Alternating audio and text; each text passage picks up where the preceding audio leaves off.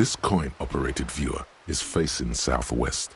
Its coin slot is full of fossilized bubblegum, rendering the machine permanently inaccessible. The metal feels cold and wet under your palm. Probably some kid. A simple but clever solution to ruining a coin-operated viewer. It took ingenuity. A thick layer of graffito covers the lenses. You spell out the word Onug written on the other side, with N and C scribbled backwards. That's Kuno on the lens. Under the graffito, a sea of blues and greys appear. Behind the water lies a coast studded with concrete and reeds. On it, a church on stilts, lanky weather-worn wooden planks, an X-shaped cross topping its tower. You know this to be the star of Pericarnassus, or the Cairo, the central symbol of the Pericarnassian church, a star, a great moral height to be strived towards. The church looks old and weather-worn. There are no lights in the windows. Around the large wooden building you see chunks of sea ice gathered on the beach, and a small tent set up on the ice.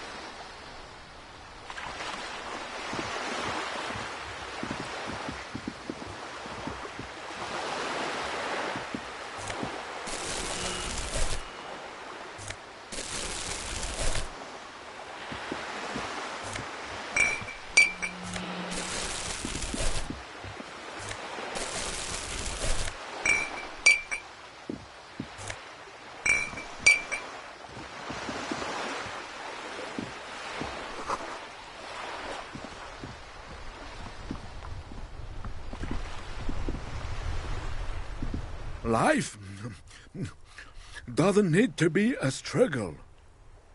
I'll be with you in a moment, officer. Let me just finish my sandwich. Talk to Angry Old René first.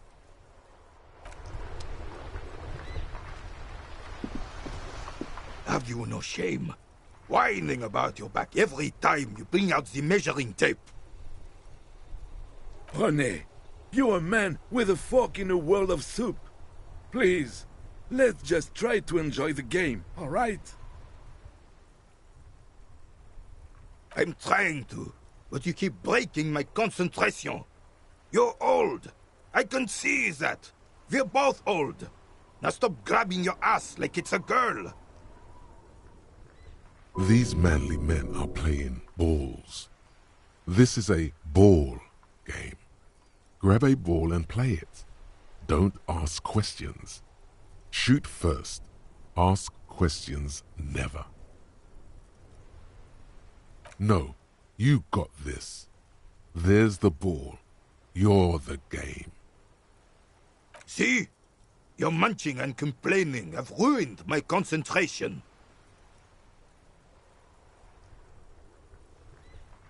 Could the objective of the game be to throw the metal ball so it lands by the wooden ball? Ah, mon Dieu. The pain in my back is unbearable. I can't even say if it's in my back or hip anymore. Feels like it's in both. I hope you pass out from it, you goddamn jellyfish. Men like you are the reason this nation is sinking. Trying to throw something as close to a predetermined point as possible. Measuring. This must be the age-old game of petanque. Shush. Ignore them. They don't know what they're doing. They're old. You are letting down yourself and the team. Get in the damn game already. Does it matter what team? Pick a team. Any team. The blue team. You're letting them down. Get in the game and throw the goddamn ball.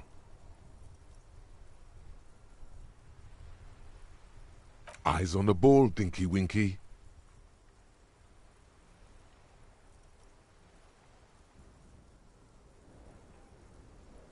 Sure, officer.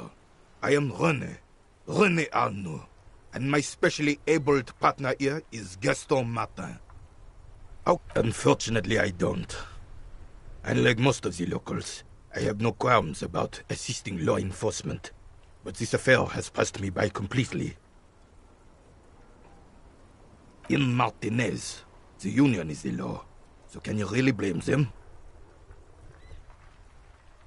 Cop is a pejorative term. I don't have a problem with policemen. On the contrary, I admire the effort to bring order to our streets.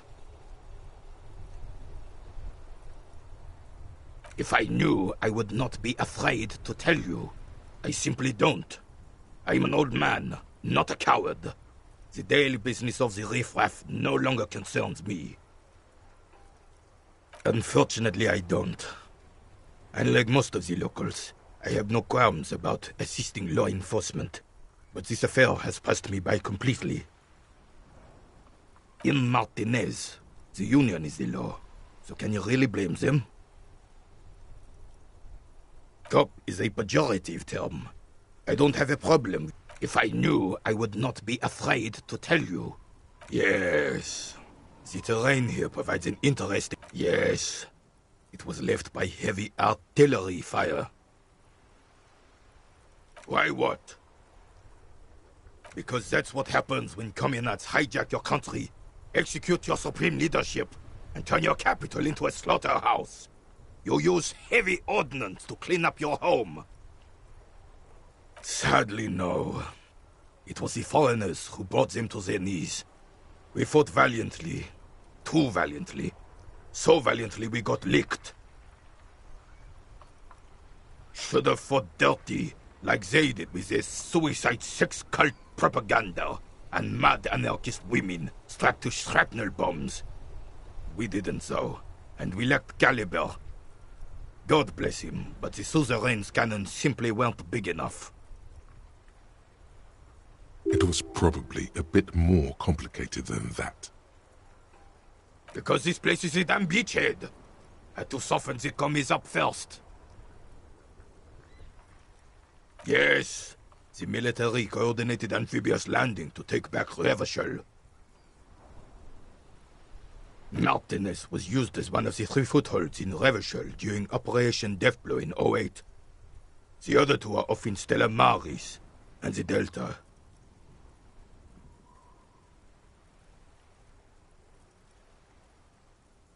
This here is Blood Ground, where coalition boots first made landfall and cleaned those rabid dogs out. Most likely, we're playing pétanque on their mangled corpses. Blood ground. You got old René going there. Like he isn't hungry enough already. Damn right, son. They laid the fire of hell on the city before they stormed it. And it worked, too. The rest of the city got cleaned up, but Martinez they keep as a monument. And now the Union Socialists are practically running the place. Well, it's your own damn fault. You, we, the coalition, Revachol, whoever you want to blame, never finished the job. Officially, the party never surrendered. Of course they still hold influence. You don't even begin to truly understand the players at the table, let alone the specific circumstances surrounding the... What do you think?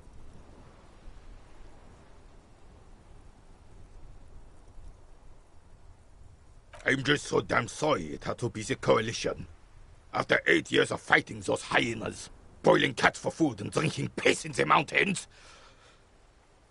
I would have preferred if the Right Honorable King Guillaume returned through Revachol, or even if that damn clan Frisel had risen from the grave and led us. Sadly, that was not the case. Instead, all that is just, holy, and beautiful in the world was wiped away, and now it's neon signs with toothpaste ads everywhere. This is just what the commies wanted. This was their plan all along. This is what they wanted to replace the role of the suzerain with. Damn Frissel. He was the king we couldn't protect. The Carabineers failed him, and the crown. He slouches as he says that. It makes him smaller, admitting they left the king to the mob. A true king in both blood and mind led Revachol before Frissel. He would have been better, but the damn commies drove him into exile. The suzerain is the king! Has everyone forgotten already? They've forgotten already. It's no use talking to you. You were still in Daddy's balls when it happened. When we took our last stand against the Filth and rode the cavalry straight into gunfire.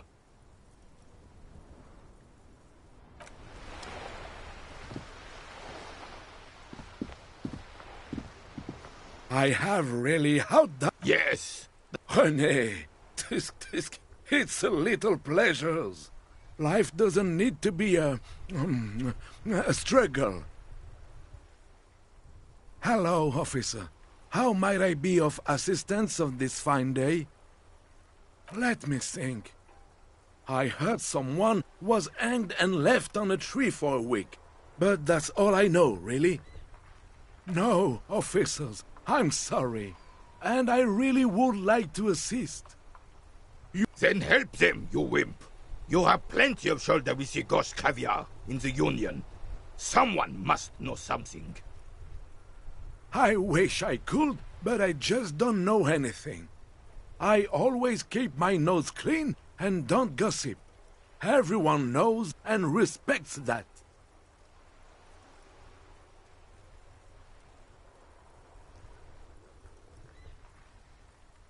Respects?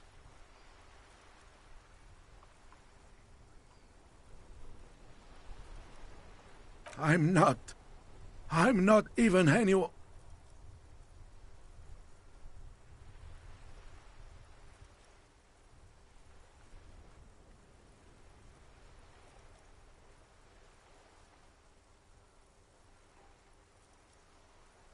Of course he's holding back. His mouth is so full of Union prick he can't even speak properly. Can I at least finish my fucking sentence before you piss on it? Is that okay, René? I'm not anyone important in the Union. I just know Evrard. Evrard Clare. Everyone in Martinez knows the Clare brothers. I taught these boys human studies and history in the gymnasium.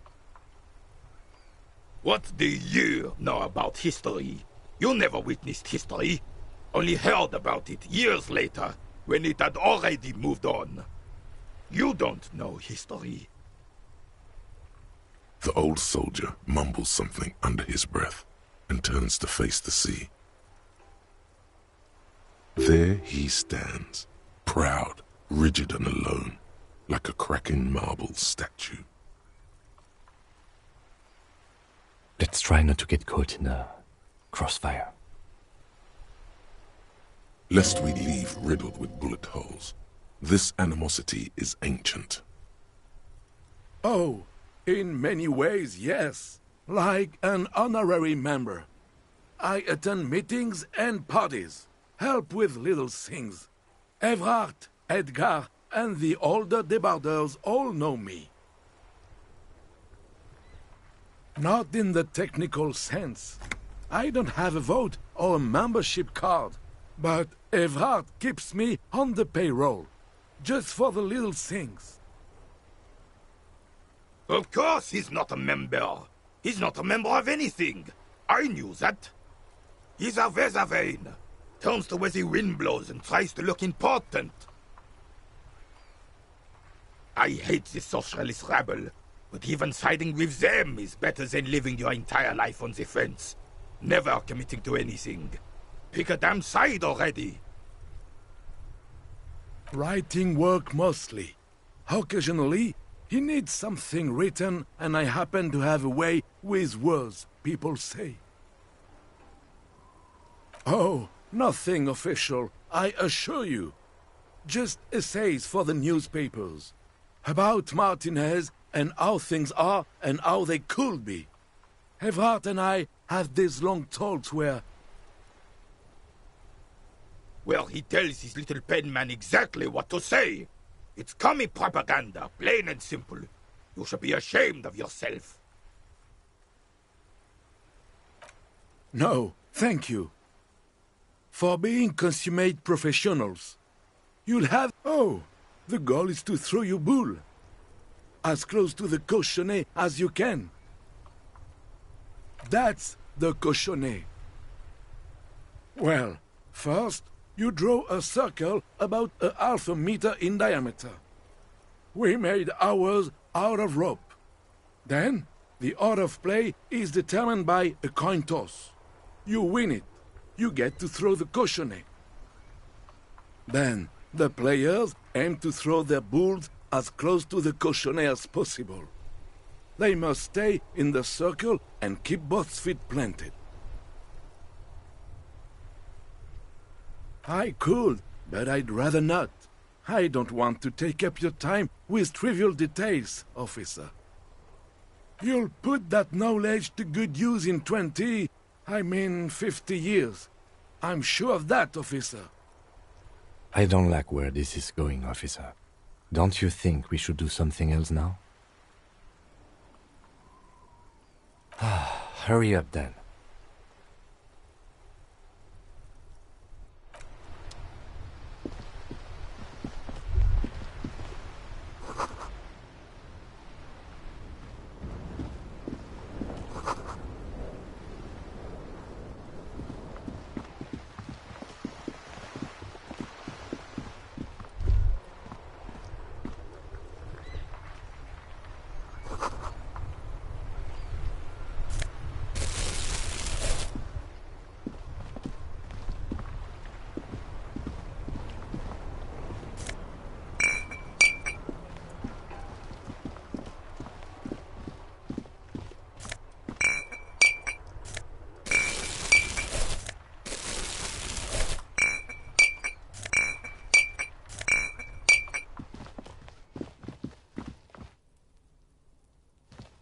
An old call box with a matrix of push buttons lists all the companies in the East Delta Commerce Center. East Delta Commerce Center? This must be the name of the doomed commercial area. An off-key melody starts playing after you ring the doorbell. Then a woman picks up the receiver.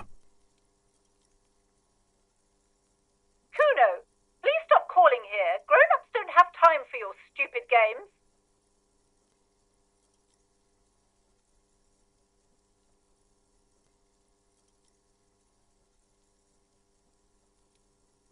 Oh, I'm sorry, officer. I thought you were... But the doorbell is broken, and the bookstore shouldn't even be on the list anymore, so I can't help you. Please don't call here again. Thanks. A single beep indicates that the line has gone dead. You ring the doorbell, but no one answers. What an ominous name for a hair salon. Doesn't bode well for anyone's hair. All you hear is static, but no one answers the call. You ring the doorbell, but nothing happens. You wait for a minute or two, but all you get from the call box is silence. No one answers the call. Looks like someone has melted half the plastic off with a lighter. The doorbell doesn't work anymore. You hear static from the intercom speaker. It sounds as if someone has picked up the receiver but isn't saying anything. Yes, hello. This is Tricentennial Electric.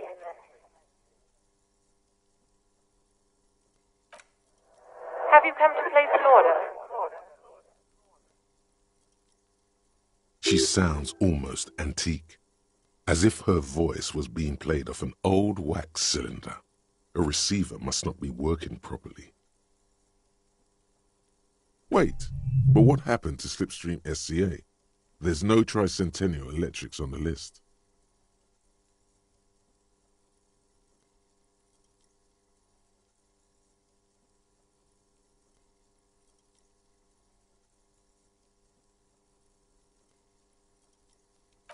My God.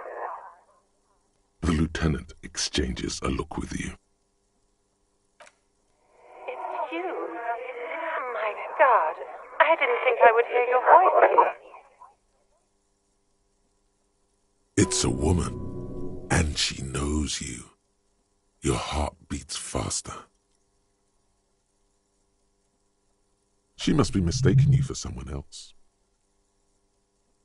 No, something's wrong here. Are you sure she's talking to you?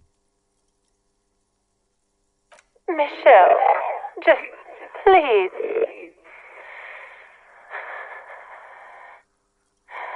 Why did you even call? I don't understand. You've been gone for months. I thought you didn't care.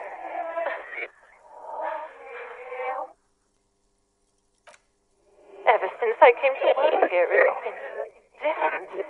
As if my mind's been wiped clean. A spot of static overrides her words.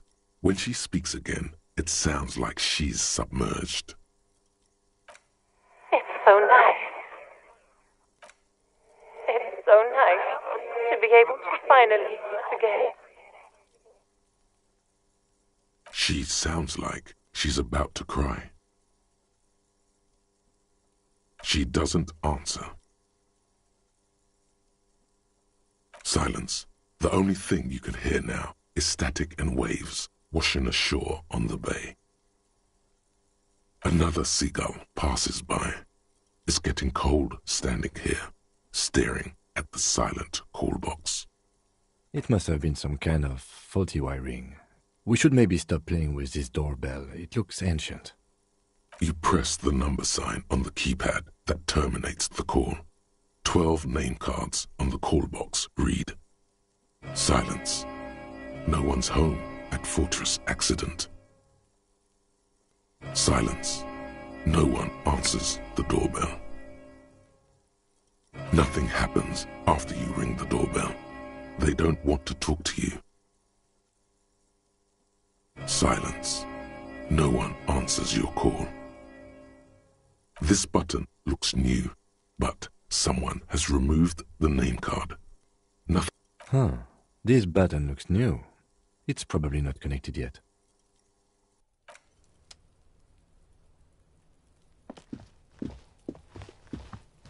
You see a set of tire tracks in the brown slush that covers the plaza mosaic.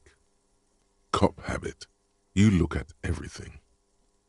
This isn't case-related, you think. Hard to say. Your vision is blurred and you're having difficulty concentrating thanks to your relentless hangover. The tire tracks were left here by an unknown event that took place some days ago. It's a message, written in the language of burnt rubber. Some of that rubber stuck to the tiles right in front of the whirling-in rags. This is point A. The driver started there and then accelerated straight into the fence. The driver proceeded to back out of the yard, barely stopping before hitting the adjacent building. Before heading south, must have been in a hurry.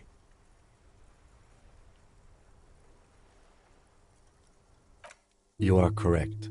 This is a rather motor carriage-friendly city.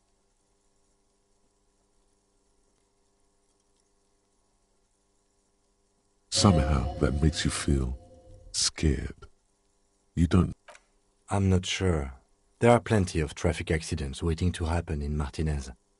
With the jam right here on the roundabout, I would keep them separate. You could follow the track south. There seems to be a canal there. See where they went, if you find the time.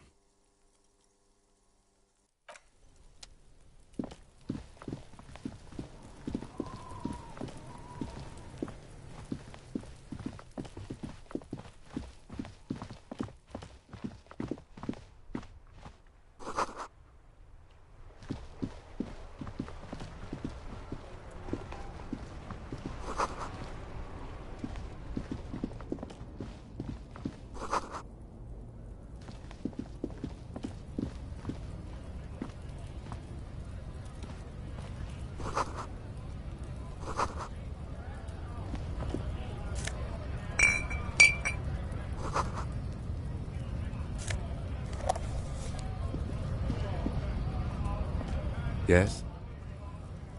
What do you want to know? Maybe you can tell me what you do know to help me narrow it down a bit. Do you want me to brief you? 3 days ago, the RCM Emergencies Desk received a report about a security guard who was found hanged in Martinez. An anonymous caller said there was a dead body behind the Whirling in Rags hostel cafeteria. The cadaver had been there for 4 days. No one had come to investigate. During that time, the victim had been stripped of his belongings. The caller did not identify him, but used the word lynching. There is an ongoing labor dispute between the local dock workers and the logistics company Wild Pines. I was told we should approach the death as part of this dispute.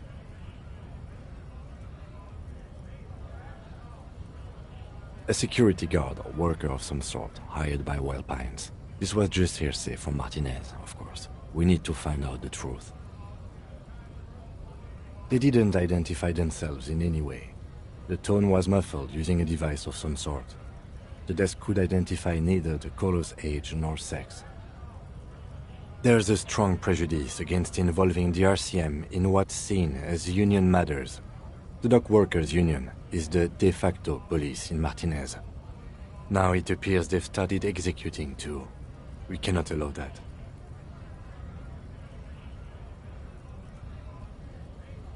That's us, the Revachol Citizens Militia.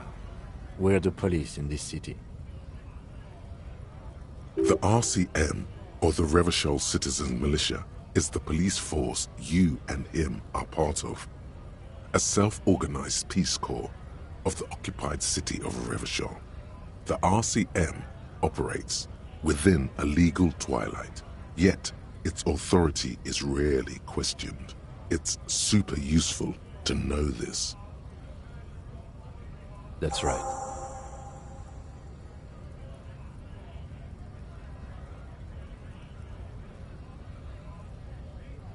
I'm afraid you and I are pawns in a pissing competition. You don't know? I assumed you were in on it.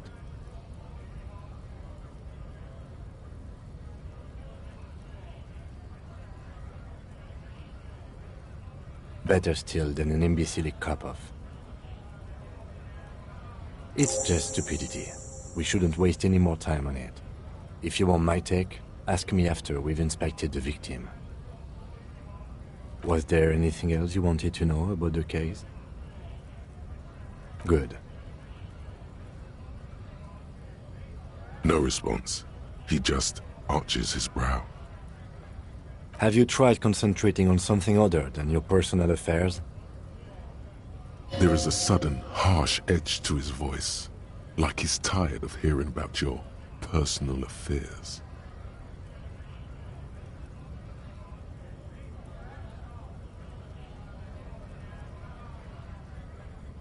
Really? You look fine to me. This psychodrama is unbecoming of an officer. Clearly, he prefers to think you're malingering. He cannot fathom that anyone could drink so much as to retroactively erase their entire life. Then you should consider seeking medical attention. You can use the radio in my kinema to call your station's Lazareth.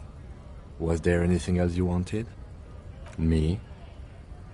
I don't see how my life is pertinent to the investigation.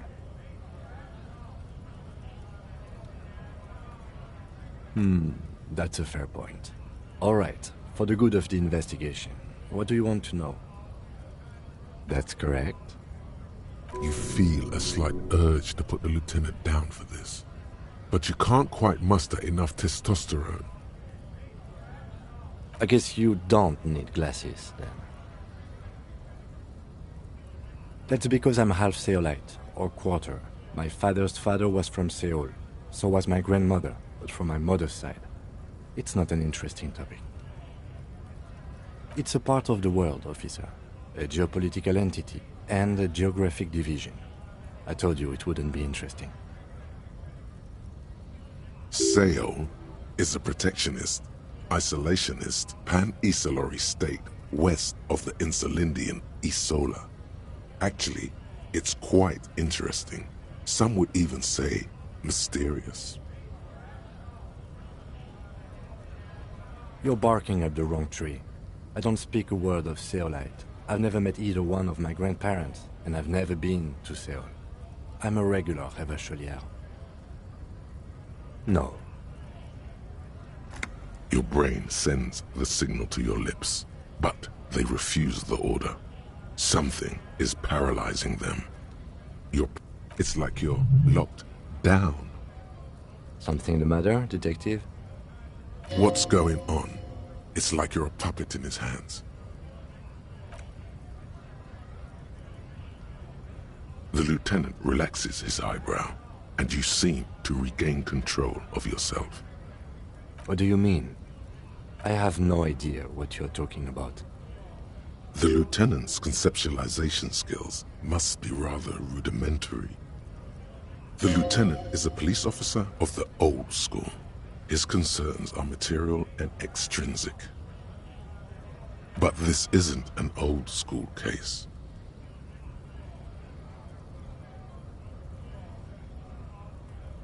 So what? That makes you the new school? God spare us. For real detective work, nothing beats a good notebook by your side. The lieutenant produces his small blue notebook and idly thumbs through a few pages. We all have our different mediums. His is written.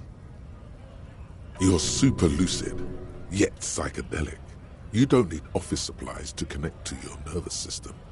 You're special. Good. Let's change the subject. Excuse me? You have a distinctive way of walking. If I were to walk in front of you, we would surely collide. I hope you don't take this the wrong way. It's just a collegial observation. In the 57th, we call it the Jamrock Shuffle. Officers from Jamrock's 41st Precinct tend to move a bit erratically. They say it's a scene-clearing technique developed by one of your lieutenants for gathering evidence. It's erratic, yet thorough. Prioritizes containers.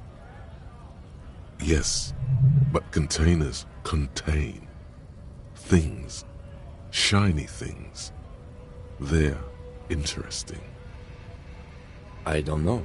Containers contain, I guess. I'm making assumptions. We should move on. Passing along frivolous interdepartmental stereotypes is not usually his oeuvre. He regrets bringing it up.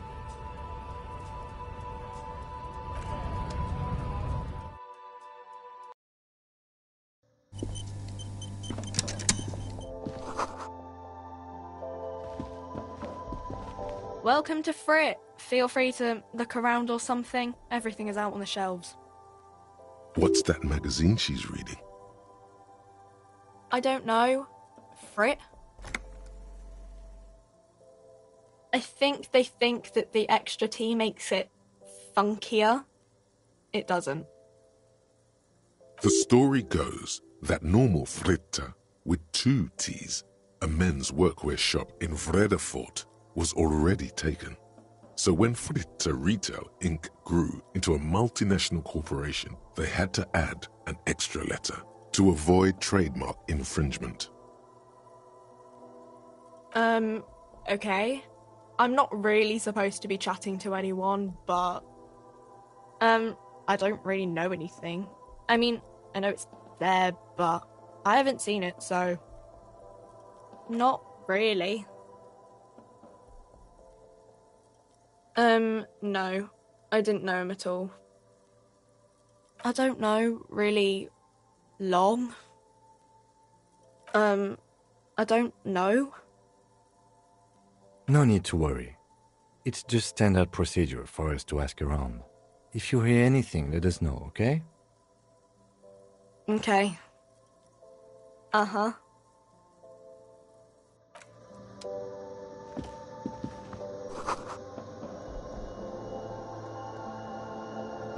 The tear machine stands in the corner. A sign says, 1 bottle equals. Your bottles clunk into the machine, and the money appears with a satisfying jingle. You're a richer man now.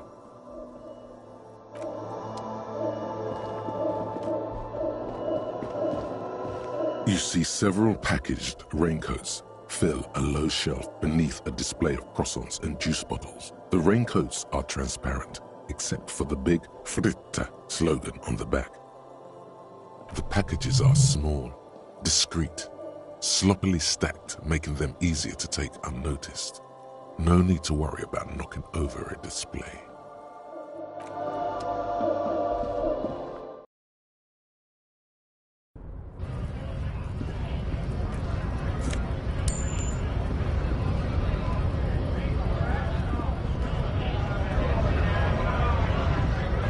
Bastards! We have a right to work! Hold up and stay frosty, everyone. Cops are here. You here to fuck with us? Beat the honest worker down. We're here to fight for a cause. Stripes usually have problems with people who have causes. Good. We're fighting for a cause here. Right to work! Right to work! Besides, we're not that different. It helps if people see us talking, cops and strikebreakers together. Sure, maybe you should ask them the questions, like why we're not allowed to make a living here. We have families to feed, you piece of shit. So do we, Scab. Have fun. Union shits are on full strike. Don't think they're going to let you through the gates. I'm trying to meet their fat boss. I know nothing about a murder. Wouldn't put it past these harbor bugs. They'd do anything to stay alive. Right to work! It's shameful. Cops doing nothing.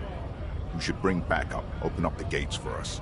Blockading gainful employment for workers is a crime. We are not picking a side in this just yet, sir. Pity. Let us work! We were promised work. We'd be in there, working, if the bastards hadn't shut the gates. The physically impressive man tower has turned his attention.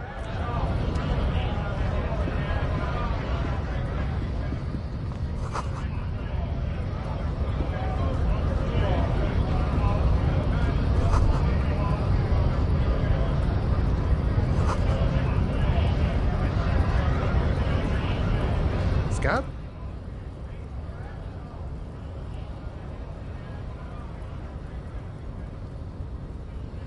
I was just messing with you.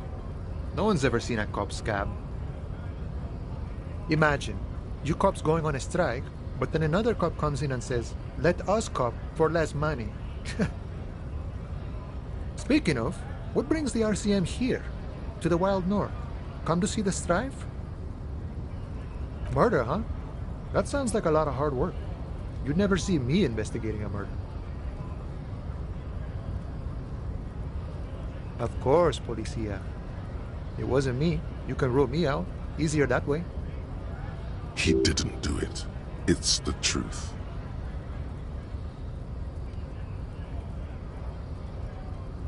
My friend, I respect the right to roam. The open range awaits. I don't operate in that capacity. I'm not a granter of passage. The passage grants itself. If it's all so simple, why don't the strikebreakers just go up the stairs? Aye. Walk right past Measurehead and go in. Yeah, the 2.5-meter tall Semini supremacist there. Walk right past him. Then press the button to unlock the door. Then go past him again. And you enter the arbor through the office. Está. Don't worry, I'm sure it's not completely impossible. For example, you could best Measurehead in a physical confrontation. Or you could convert to a Semini supremacist worldview. Or, maybe it actually is completely impossible. Sure.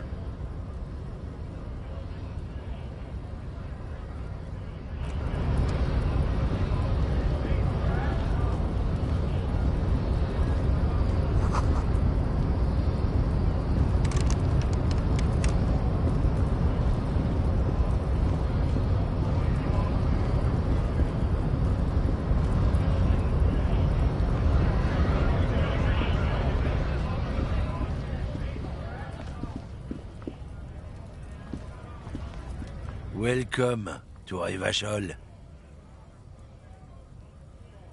Don't you welcome to Revachol me. My grandfather came here from a 3,000-year-old racist isolationist culture, while your ancestors came to this island a mere 300 years ago. Every school of thought and government has failed in the city, but I love it nonetheless. It belongs to me as much as it belongs to you.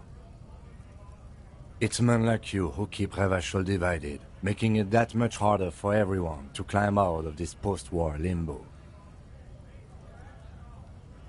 Oh, come on, man. I just said welcome to Revachol.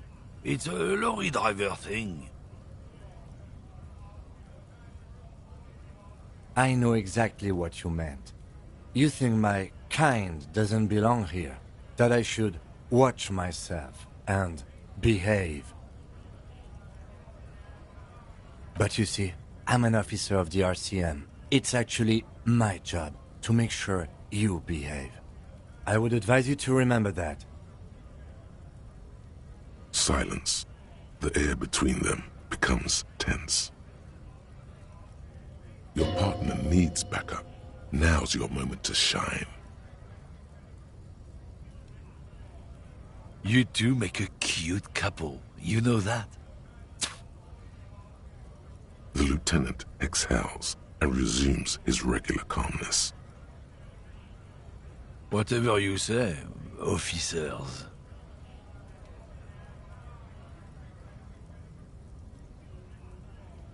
Oh, not much anymore. I'm here to pick up some cargo, but the dock workers are on strike, so it's a sit and wait on your ass situation. The strike? Oh, they've been at it for a while. A month, 2 months maybe. But this here is just the last week or so. Apples? Yeah, apples? I take it you had other questions? He's given you the runaround. Let's be honest, you were bested.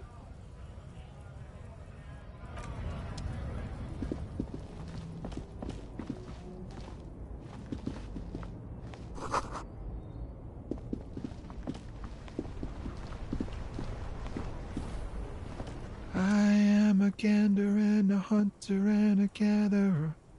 Feel like a traveler. A simple little cadence. He seems to be making it up as he goes. It's the jam, my man. It's a traffic jam for the ages. Harbor gates up the street are shut tight. No explanation given. Workers on strike, scabs agitating, an all-around clusterfuck. Meanwhile, we're all stuck here in long-haul limbo for days upon days upon days. Upon days. Feels like forever. Like I was born on this here roundabout and this was all I ever knew. Just me and the metal and the tires, the oil and the fumes and mazout. Yeah, imagine. It's been a whole week already. So tell me, what do you need?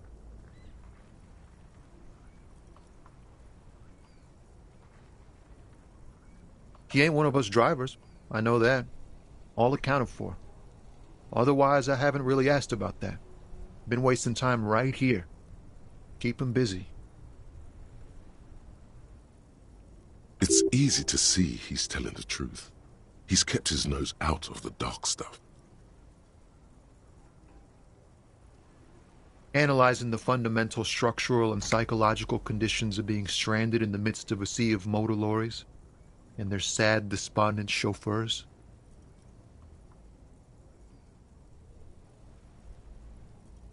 A sense of surprise there ain't more bodies hanging from more trees.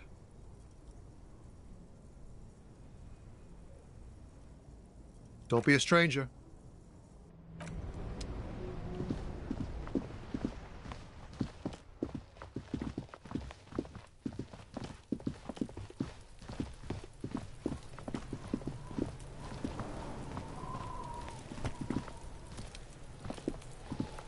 The corpse looks at you with bulging white. You seem to be holding your breath. A cargo belt twists his neck at an unnatural angle. The body below appears stiff. It's letting out an...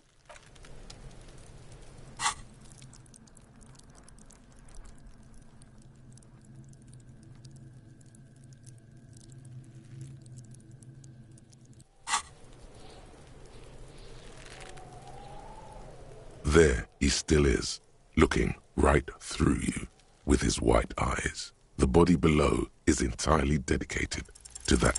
The smell is repulsive. It pushes in from your mouth. More...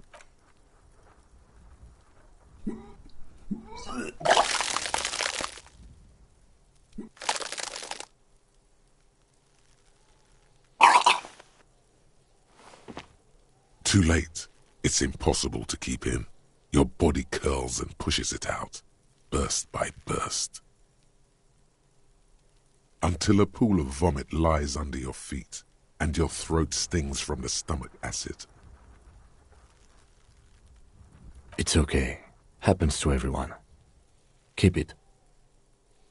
The hangover is clearly making this worse for you. You could use some ammonia to clear your head. That young woman, the gardener, mentioned she used salts for the smell. If she doesn't have any, there might be some in the fridge store nearby. Acquiring ammonia will provide a modifier to the white check. Modifiers make checks easier and allow you to retry them.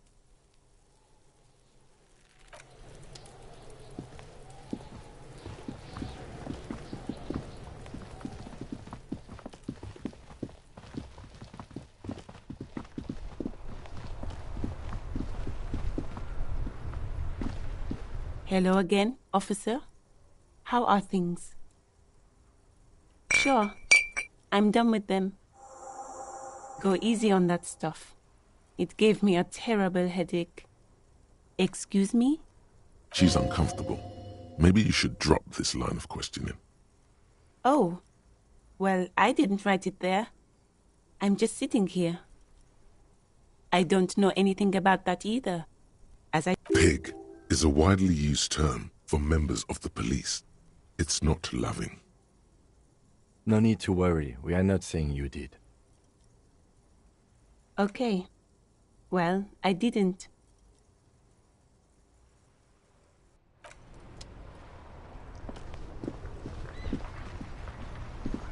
Inside, you see a set of steering levers, a radio microphone, a pull-out toolbox, and the soft glow of the fuel preheater gauge. This is Precinct 57. How may I assist you? It will take just a moment, officer. Her voices fade out into the familiar radio static. Gottlieb, what do you want? He's carelessly chewing on a piece of hard candy. Oh, it's you. With all the damage you've been dealing yourself with drugs and alcohol, I'm not surprised. What else? I'm not a brain doctor. Look on the bright side. You've got a whole new life now. Use it wisely. It's hard to say if he doesn't believe you or doesn't care.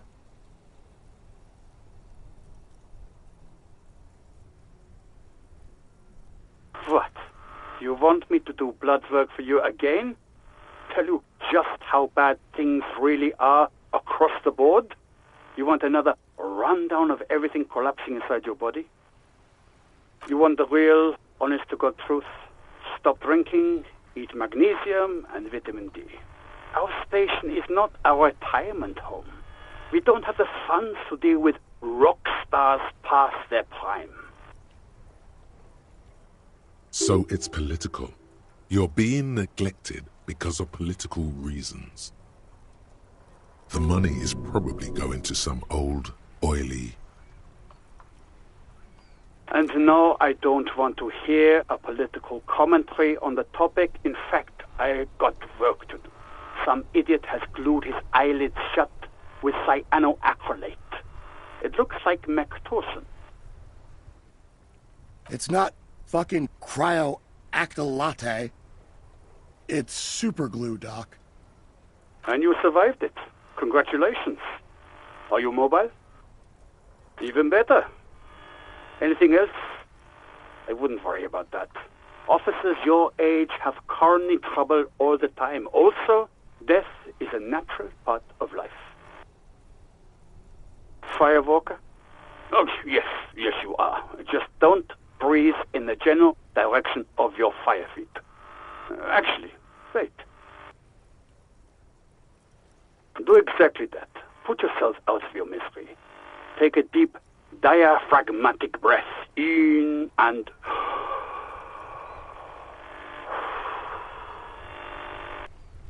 I'm the most serious person at the station, Detective. Now.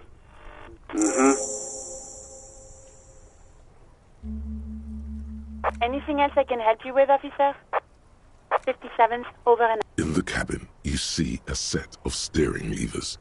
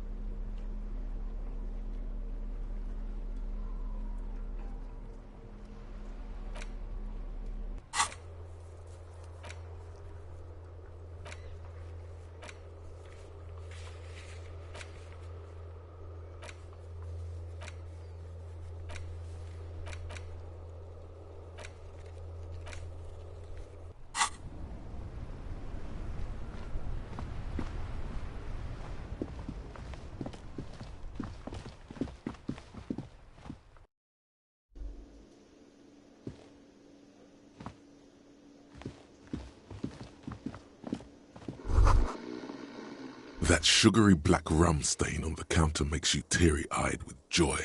It's almost touching how syrupy and sticky it is. Oh, excuse me. Do you have something better to do than lust for... A colourful piece of plastic is dangling from his carabiner. On the counter, rolled out of his open hand, you see a blister pack of headache medicine. You gently shake his shoulder, but nothing happens. This man could probably...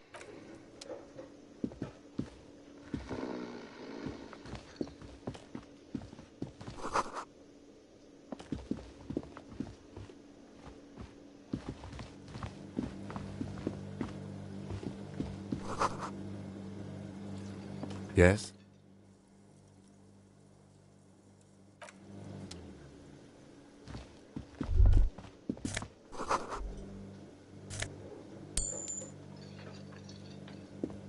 A thin man is smoking below an exhaust hood, occasionally sipping from his mug.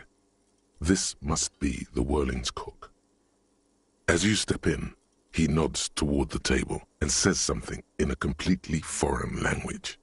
The only words you can make out are Garancy and Kubek. Okay, it's definitely not his name. Whatever you do, please don't call him Garancy Kubek. Please, it's not funny. The man puts his cup down and replies something, his left hand drawing arcs in the air. He smiles and bangs his ladle against each of his pots in turn. It's almost like music, especially with the sounds of assorted dishes boiling and simmering on the stove.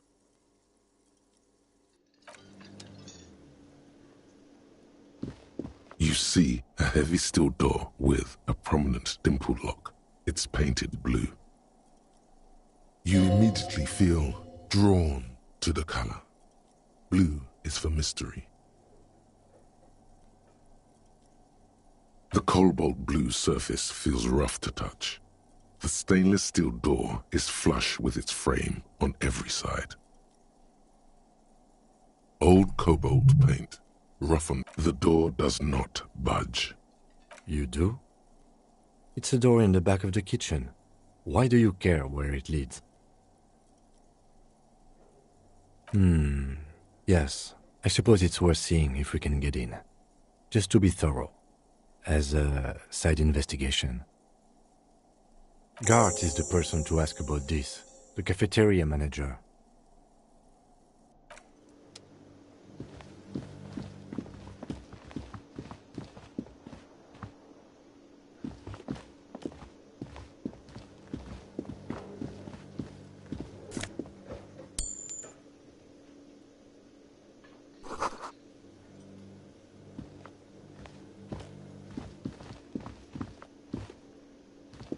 Real mature, man. What exactly were you trying to accomplish? You do understand you still owe me money, right? Damn, your feet thought we got away.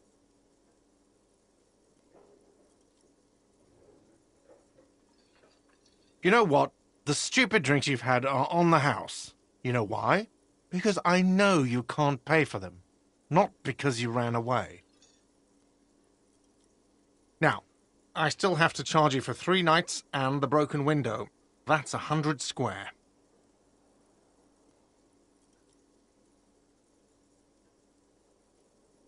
Not entirely cool. You still owe me 100 real. If you don't have it by tonight, I can't let you back up there. Now, what the hell did you want? I assume you wanted something to come back here. Mine? No, it belongs to the Whirling in Rags. Thank you for clearing that up. Why do you keep the container locked? Why? To keep the hobos and drunks out. That's why. And the neighbors, too. They put their trash there, and they don't pay for the garbage company. I thought as much. And are you the only party with access to the trash container? Well, yes. Us and the garbage disposal company. It seems a little callous, doesn't it? Something stirs in you.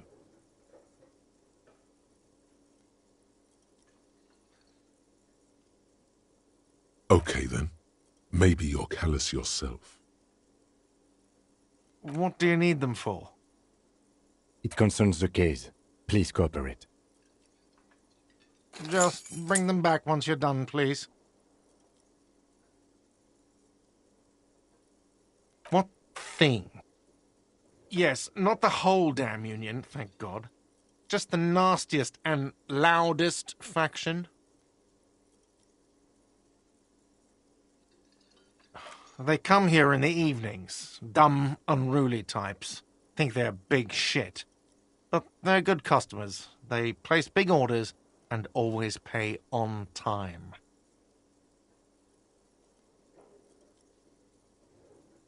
We should find out who this Lord faction is, occupying the booth. Loudness means talkative, and we need info.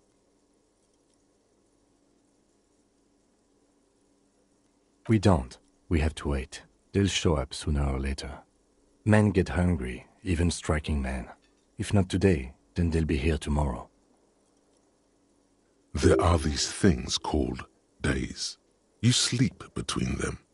He's saying they'll come after you've slept. Just making clear you got that. Oh, yes, that door, sure. There's nothing mysterious about it. It's just a door. No, I don't have a key. I don't know how to get there.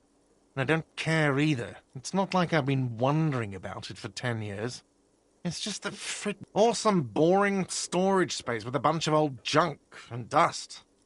Junk and dust. He's attempting to maintain an air of indifference. It's absolutely not convincing. fine, okay, a little. But my job doesn't leave me time for wondering about one locked door in one of the cafeterias I manage. So, I haven't opened it. I have cleaned the whole place 100 times over, though, after the animals. And I haven't found a key, so good luck with that. What? By the way, you should come back to this thing-based questionnaire if you see anything interesting in the whirling later. Absolutely out of the question. Absolutely in the question. First we find a sad banger. Then we sing this place to shit. Yes, have you got it? A lot. For the room and broken window? Like what? I was rarely enjoying talking. By the way, where is home?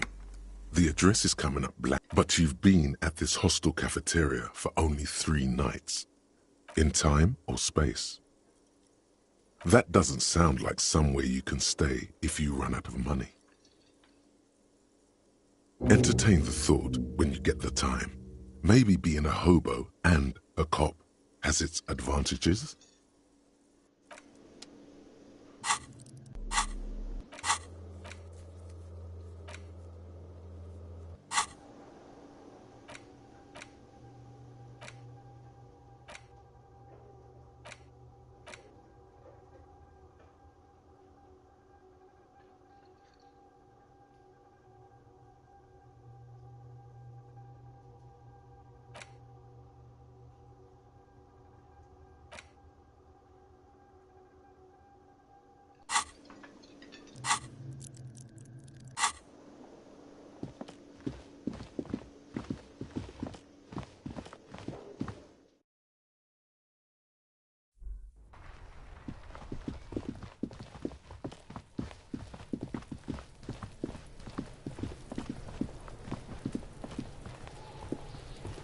There he still is, looking right through you.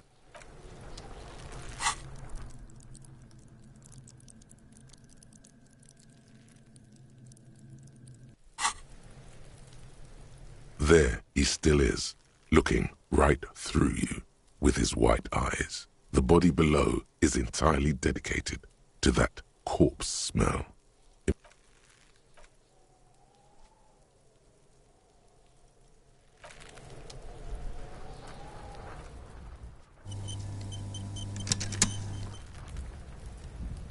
There he still is, looking right through you with his white. You crack open the ammonia ampoule and breathe in. The odor of death is still stronger. They do after 7 days, yes. The man before you is naked, but for a pair of underpants and enameled boots. His skin is greenish, marbled with decaying veins and blotched by lividity. A fading web of tattoos covers his chest and shoulders. The cargo belt used to fasten him to the branch above appears industrial in strength. The material appears to be ceramic. Its clean white stands in stark contrast to the decaying flesh above the knee.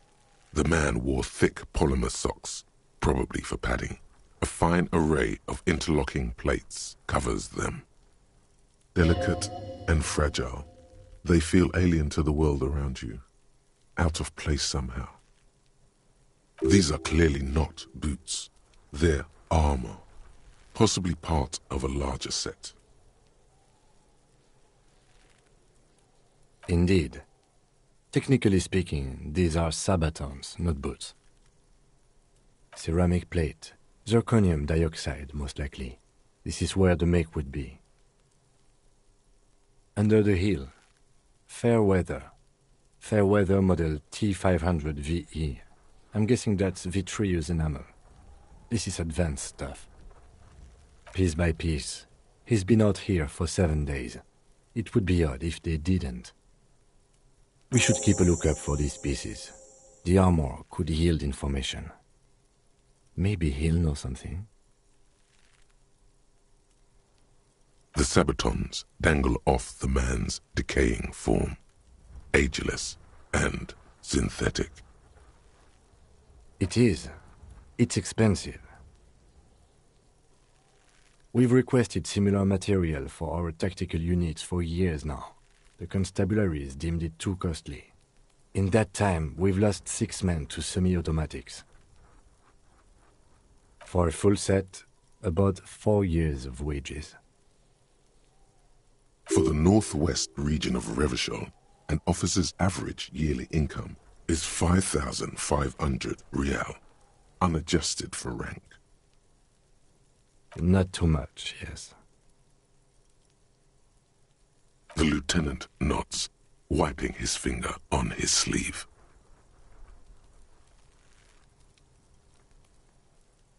That's for us to find out. My initial report on the area suggests he was a security guard for the harbor company, but that's just hearsay. Just something I scraped together from my station. An area report on Martinez. I'm sure you did the same. I agree. This equipment is way beyond what a guard can afford. A small bell-like sound fills the air, like tapping on the side of a porcelain cup. The pry bar in your hand is itching for some action. It's anything but. This material is a kinetic redistributor. It spreads kinetic energy horizontally, from plate to plate, dissipating it entirely. See? Faint, organic lines cover the plates where they separate into smaller ones. These plates then divide into smaller plates until there are hundreds of them altogether. Like whirls of floorboards, the design looks organic, influenced by highly resistant wood materials, like lignum vitae and ebony perhaps. If trees were made of porcelain, this is what their cross-sections would look like. The smooth, glossy surface fractures into ever more intricate interconnections, peaking on the right sabaton, where you notice. The whorls are in the shape of a letter and number combination, E50, 100, 1000. Good. Can you read it to me? We have a make and a number. That's something. We can use the radio in my kinema when we're done. Either station can chase it for us.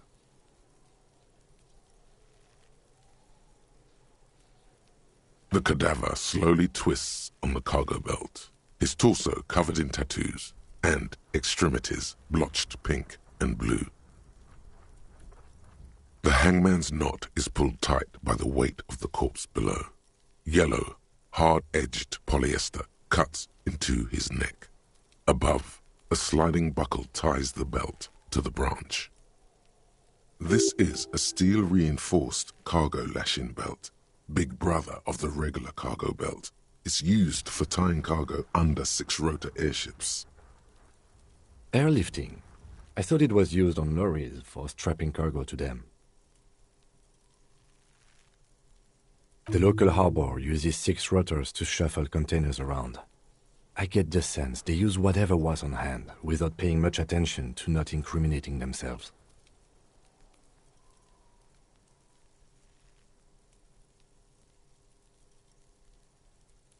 I'm still approaching this as a lynching, yes, motivated by the ongoing strike. You?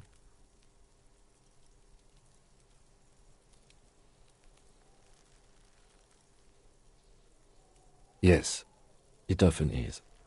This bed worries me. I was afraid it would be. Thin steel wiring, parallel strands.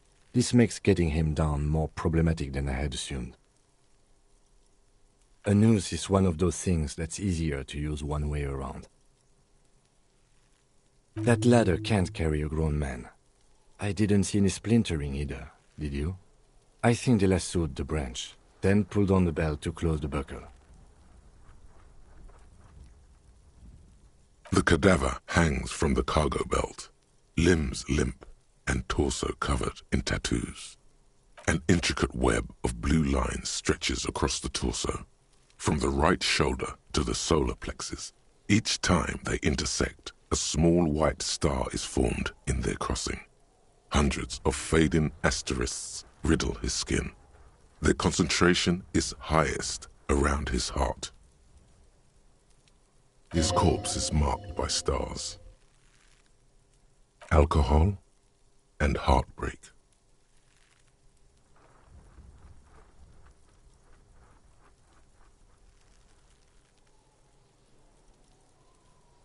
Of no nation that I know of.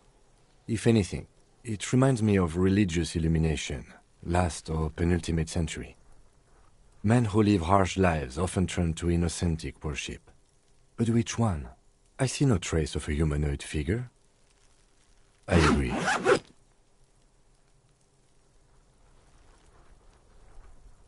He takes a thin piece of milled aluminium from his coat pocket and pulls it open.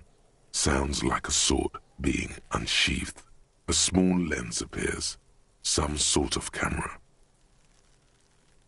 Shit, Kuno! What the fuck is that? An instant color camera. I have only 2 ampoules, so nobody move. I don't want to waste one. A sound, a shrill flash, followed by the breaking of a small ampoule of glass. You see streams of color pour onto the thick, glossy piece of paper, rolling out. In case we need it. Yes, it is pretty cool, isn't it? There is only 1 ampoule left. Use it wisely. It contains insight to the victim's person. By his build, I'd say this was a man of physical violence. The story he wanted his body to tell was important to him. It is his letter, to us. Someone should decipher it. We'll need to show it around. Sure, just don't lose it. The glassy-eyed corpse looks by, his mouth mute and his skin as colorful as the chemical rainbow on the photo paper, teeming with opportunistic organisms.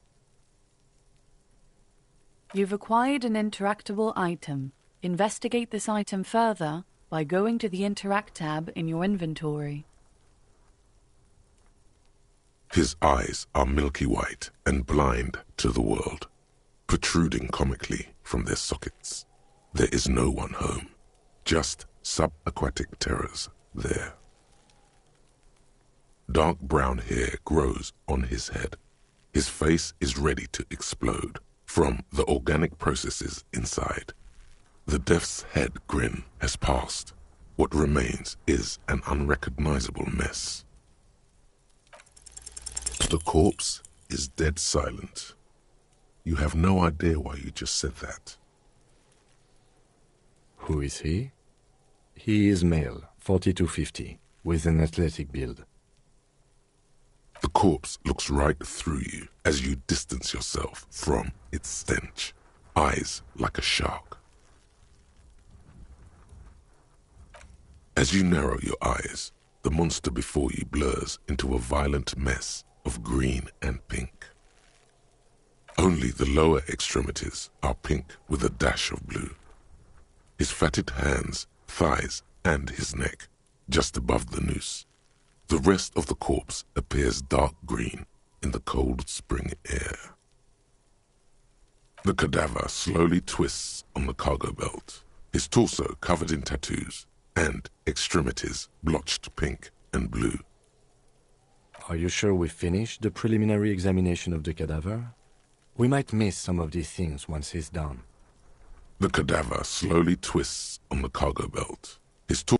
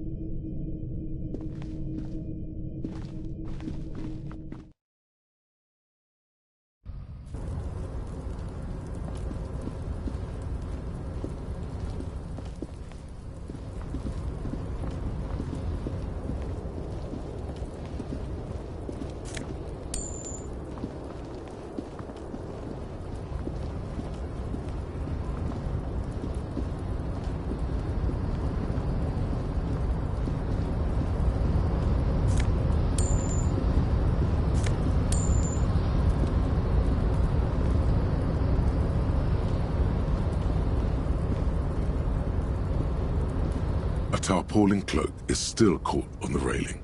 No one has claimed it for their own. What are we doing? We're awfully close to breaking into the industrial harbor. Or it could be that we are just exploring. The cloak? I do think it's... well, it doesn't seem too dense. The cloak looks like a bag of goodies floating in the wind. Who knows what its pockets may hide?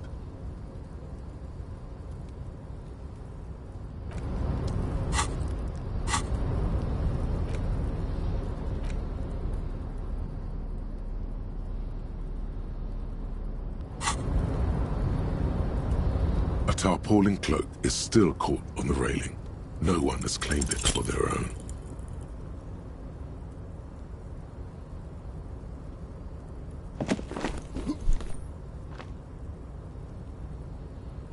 Nope, no. That's still too high.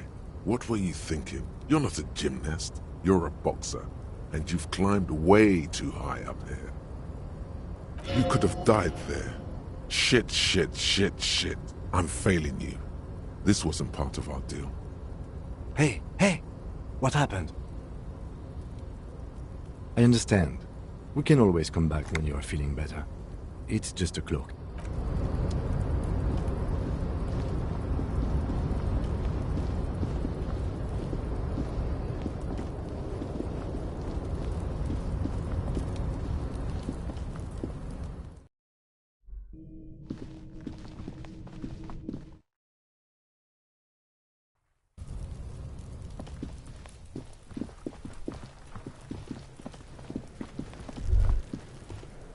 This trash container is locked. The sliding lid has a padlock that says, "Whirling in rags." With a well-oiled crack, the lock pops open. It should now be possible to simply raise the lid. Don't. Maybe you shouldn't. Maybe you shouldn't. Of course you should. This is your time to shine, Hobo-Cop. Dive into that dumpster for extra content. The smell of rotten food rises to greet you. You see soggy cartons, dirty rags, and organic waste. We're just in time. This hasn't been emptied for over a week. You see milk, an egg rest with one broken egg in it, some pasta wrapper. Picking up the soggy packages somehow feels familiar. You've done this before. The movements are recorded in your elbows, the methodology in your fingers. You're used to this. No, searching for evidence in the trash. Good practice for dumpster diving. A box falls into pieces in your hands. Batiste Soleil cereal. There are plastic pasta packages below, and turbo noodles. Nothing of note, however. Among the threadbare kitchen towels, something catches your eye. A pair of As the legs of the slime-covered jeans begin to unspool from the garbage, a rank corpse smell fills the air. The victim's clothes? Cadaverine odor is faint. If these belong to the deceased, they were removed when he was still in the early stages of decay. Drop them in here, officer. Guitar-marked blue jeans. Pockets empty. Or emptied. He wore them with a belt, too. A white belt. The belt is missing. That's it. Do you see anything else in there? I have another bag here. Something slimy catches your eye. A drab, long-sleeved shirt, olive-colored, appears from the food waste, dripping with pus. This is a military-type overgarment. No label or serial number. This is the kind of rib-knit shirt that's worn over light armor to conceal it in an urban scenario. The rest of the rags are just kitchen variety waste. Just garbage. All right. We should go to Gart again and ask if he knows who put the clothes in the trash. It could be as simple as someone from the hostel cleaning the yard. Or that one. I'd advise against confronting that force. Kids! You hear that, Kuno?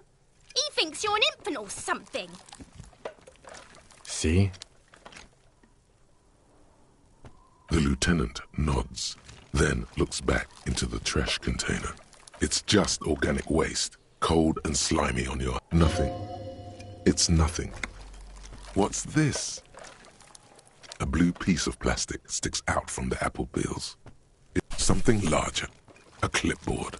A blue plastic clipboard with moist papers hanging from it. They look badly damaged, but you can still make out forms and notes, written in a man's handwriting. Officer, is that your paperwork? It is. Look, the plastic has the RCM street grid on it. You've even got an autopsy form in there. If you don't mind my asking, how could you have let your paperwork end up in the trash?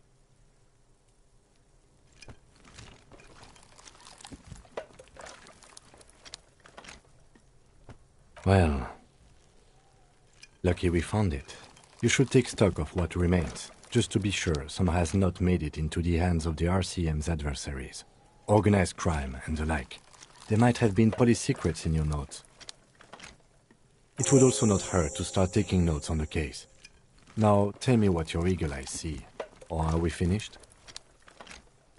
Some items, such as the ledger you found, are interactable. Wow. An Armistice caliber 50 knock cannon. Half wrapped in paper tissues. So shiny. It's a giant rifle, and it's very expensive. Not as expensive as that fat string of pearls snaking around the rock. And is that Cordon Electric's preamp with Electra F2 tubes? It is. That catches quite a price. We're talking 12,000. Easy. Unless you're into hi-fi yourself. That's too bad, because none of those things are actually in there. There's just food waste and crisp wrappings. All you see is a broken mug with a racist depiction of the yellow man frolicking in saffron.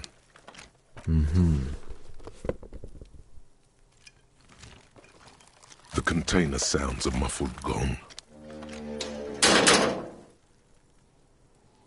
That's one thing off the list. I think we got it all.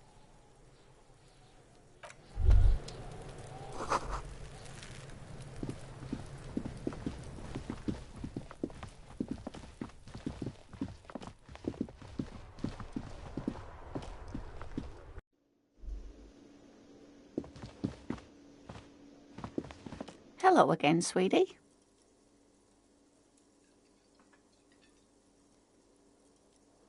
Yes, officer. You look rather dazed. Like a stunned fox. But surely things can't be that bad. You know where we are, right?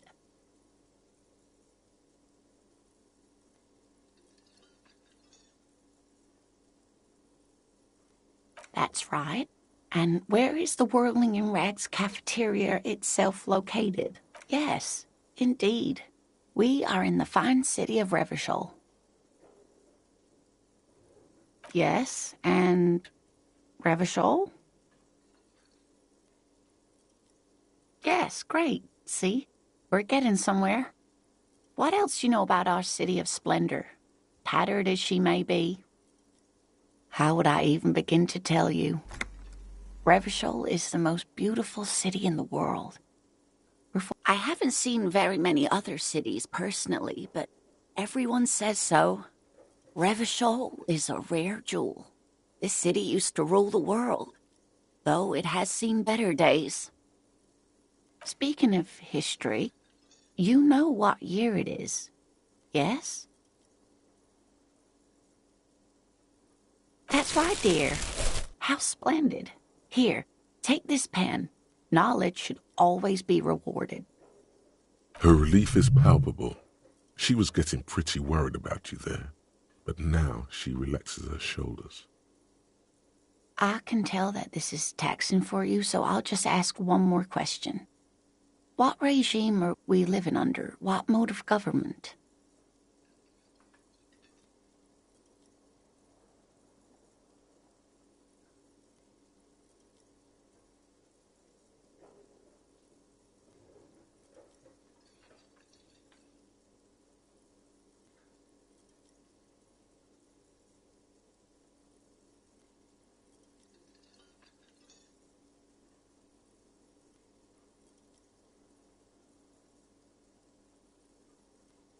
Actually, we are not.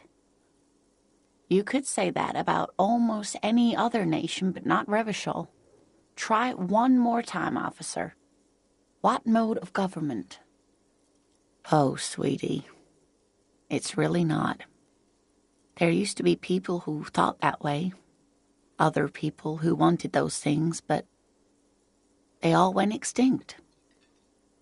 Revachol is a zone of control led by an alliance of foreign powers called the Coalition. We have almost no government of our own, and certainly no dictatorship of the proletariat. But they still have cops. Oh dear. And you were doing so well. There aren't any cops in Revachol, not in the traditional sense. The status of law enforcement has been a complicated matter since the revolution. But we should stop for today, sweetie. You look like you need a break. Besides, I'm not the best person to explain the big things to anyone. She's scared now. She's realized you really are brain damaged. Someone more educated in sweeping matters. Maybe you should ask. No. I'm not an encyclopedia. I won't be a guide either. I'm a detective. Of course. Then I don't know. Someone rich, maybe? Wealthy people are educated. Though I don't know where you would find a wealthy person in Martinez. That's a good point. This doesn't look like Rich Central.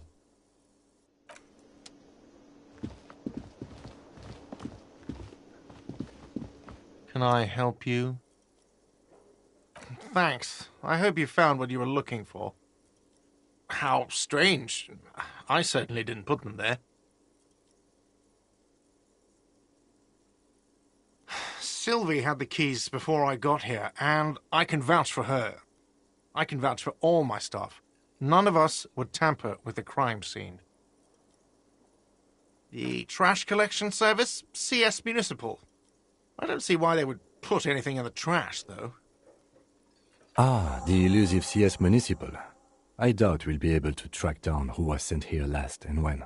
This will have to be one of those little threats that solves itself down the road.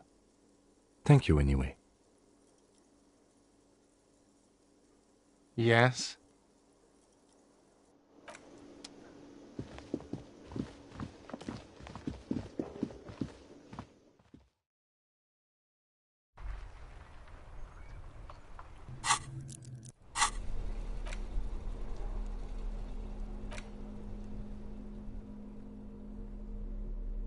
It's just a racist mug. What's there to read here? Not much. Oh boy, here we go. What are you going to say about a broken, tossed-away mug that you dug out of the garbage?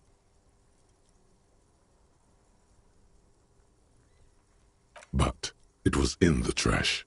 Why not just call it an intricate web of blue lines? The pattern still kind of has an gone. For you to discover. Someone who knows about history could tell you. It's the ledger you found in the trash. A pitiful cabbage of white and yellow papers hanging from plastic board, barely held together by a metal clip.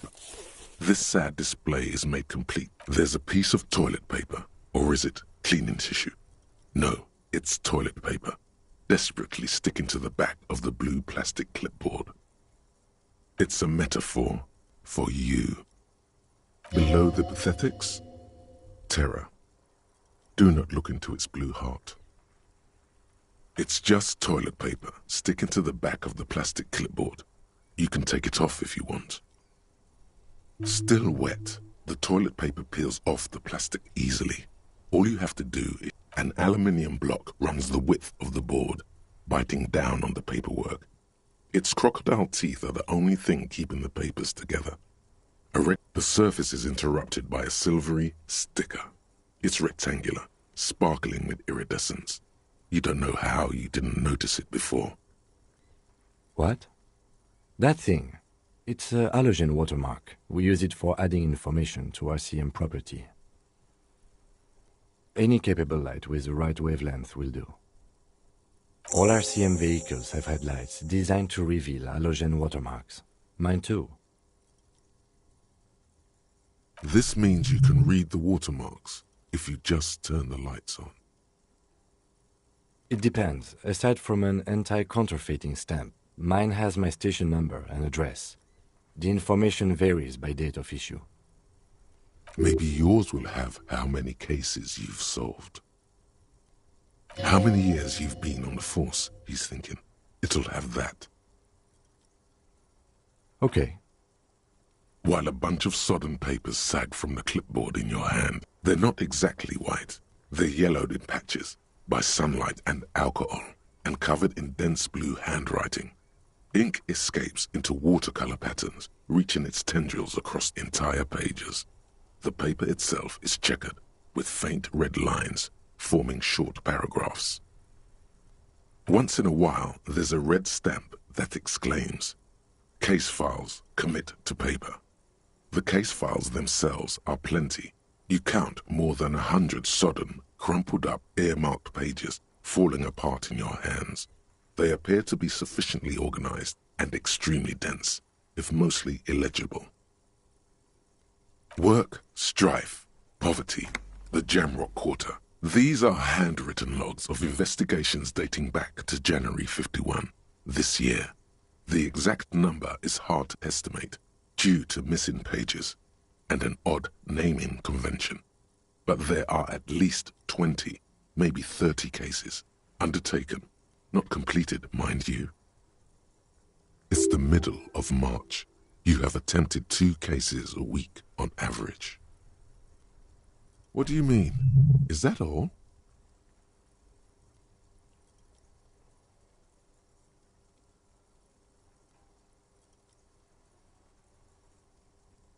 Huh? 2 complex cases to undertake is a lot, yes. You really have to push yourself. I would not suggest it, lest you start making mistakes. 2? That's a lot. I didn't mean to say you are making mistakes, by the way. That was presumptuous of me. That's okay. We all do, sooner or later. Not you. You are an eternal machine. Like a fan of gills, the checkered papers dry in your hand. The handwriting, the notebook is annual. It says 51 on what remains of its cover. Yes, it appears you employ a, shall we say, robust yet literary system. Each investigation has a title, one might say even. One, yes, all caps. One is called The Next World Mural. Another, The Square Bullet Hole Murders. Another yet, The Unsolvable Case. Others appear more light-hearted. The guys on a couch in an unexpected location, and the murder at the hookah parlor. Even it's going to take an effort to piece these case files together, but it can be done. Once you're done inspecting them up close. You mean the alphanumeric? Officer, precinct, time of arrival at the scene? Oh, you mean the titular? Yes, well, so do I. In our defense, almost everyone in the RCM does. It's a holdover from the early days of the RCM, right after the revolution, when the organization had little idea how to do things. It persists in an unofficial capacity. Officers use these titles to refer to their work among themselves. Again, in your defense, I seem to have named one, the man with the hole in his head. That was a real person. His death was real. Still, I named it that, to amuse myself. I pray his loved ones never find out. Rail spiked through the head. He died. It was a workplace accident. There is, for precisely one more. 15 pages near the end remain untouched by the damage. The checkered grid forms a structure of passages, breaking the case into subtasks to accomplish. Once all the tasks are accomplished, the case is complete. The tasks you've completed flow out of the kind green ape pen in a brash freehand similar to the rest of the letters. The wording comes easily. It's almost robotically simple, a language developed for mental rigor and simplicity. Inspect the victim's body. Interview the cafeteria manager. It's not exactly poetry, but poetry would be out of place. A satisfying slash sounds across the paper. You're done, it seems to say. And you, and you. Things to be done and things already done. The composition of reality. This is an extremely useful tool for a detective of the citizens' militia. Now all that remains is to name the case. No, actually. Any ideas? Great. That's great. That's actually what I was thinking too. The Hanged Man. Good, strong name. We have a very good name for the case now. I'm going to start calling it the Hanged Man. It's good we sorted this out. You don't exactly close them, so much as distance yourself from the smelly papers. They're a little further from your nose now.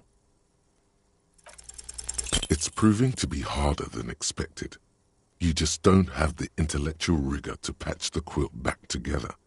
Try again later. In the back, you see thin, translucent copier paper. Some neon yellow, some bright red, all covered in boxes, like marching armies. These look like official forms, waiting to be filled out.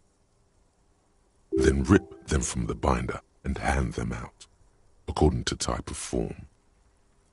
3. The topmost are misconduct fines, the middle ones are station calls, and the bottommost are field autopsy forms. Each is easy enough to make sense of. You don't have to be an intellectual giant to do police work. The rest of the stinking cellulose is much worse for wear. It's made of dark blue plastic, hard enough to beat someone to submission with. The edges are rounded, however. Something rattles inside, ever permeables. It's not hidden per se. The compartment is made for permeable materials that would get damaged if something happened to it. The plastic shimmers like lapis lazuli, but it is not see-through. You cannot see to its center. With your hands, you 4-sized pages hang from the clip screwed to the top of the board. Is not what you end up doing. You squeeze the plastic to slide it open, but nothing happens. The ledger quivers in your hand. As it shakes, the pages rustle. This pathetic mess.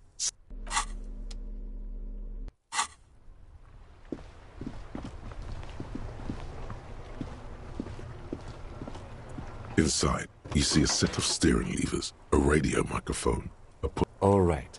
Ready? I turn, you press start. It's next to the preheater. The dashboard lights up with orange glow. The rounds per minute gauge jumps, and the engine, the lights unfold with a little click, casting electrical light onto the ground before the vehicle. There you go. I'll turn them off from the remote once you're done. We just need to stand in front of the machine now.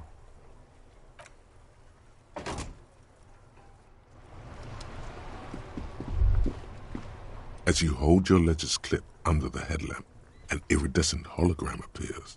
A street grid and the veins of a great river. A familiar sensation washes over you. There she is. Revachol West. Around the borders of the watermark are dozens, no, hundreds of micro-perforations. The rectangular watermark is overlaid with the logo of the RCM, and yet the major arteries of Revachol are all recognizable. A rat brazenly darts past you and disappears amongst the stopped lorries. In the distance, a child somewhere shrieks. A woman reprimands her in a voice no quieter than the child's cry. Ah, Martinez. Let me see. Right here.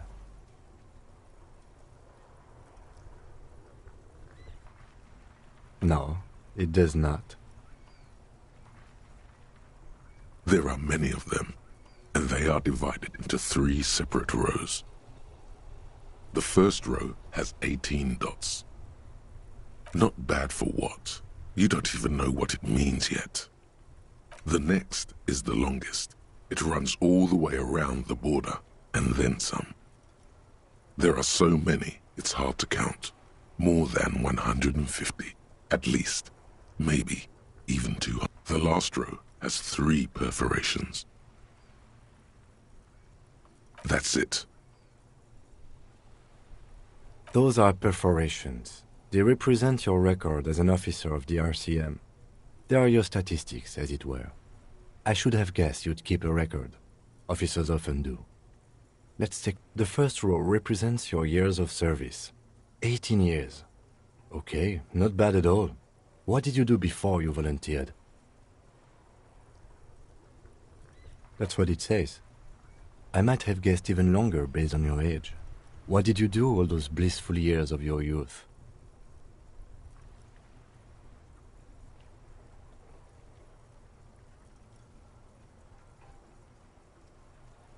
Yes, that does seem quite likely. Your youth coincided with some heady days for Revachol. But let's move on, shall we? This next row, the one that wraps all the way around, is your number of closed cases. Closed is good. It means finished. Wow, more than 200. It's quite a lot, even for someone who's been on the force for nearly 2 decades. Usually, clearing more than 10 cases a year puts you in the 90th percentile of all RCM officers.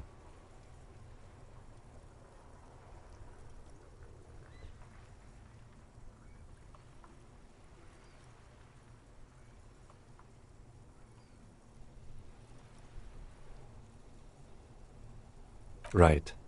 Those are your confirmed kills. You've got precisely 3 perforations there.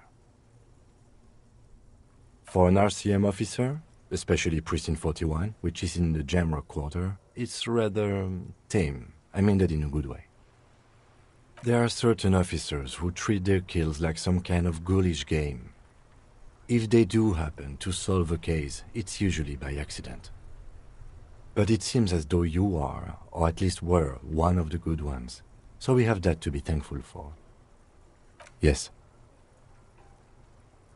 Everyone has their own method of coping. Some more effective or self-destructive than others. Personally, I find it helps to keep up a few hobbies. Oh, this and that. Let's not get into it now. Why not gardening? You've already got the gloves. It's meant in earnest. Please don't mistake it for a jab. The lieutenant nods. Right. I'll go turn off the lights. You can now see your statistics on your journal page, to the right of the task description.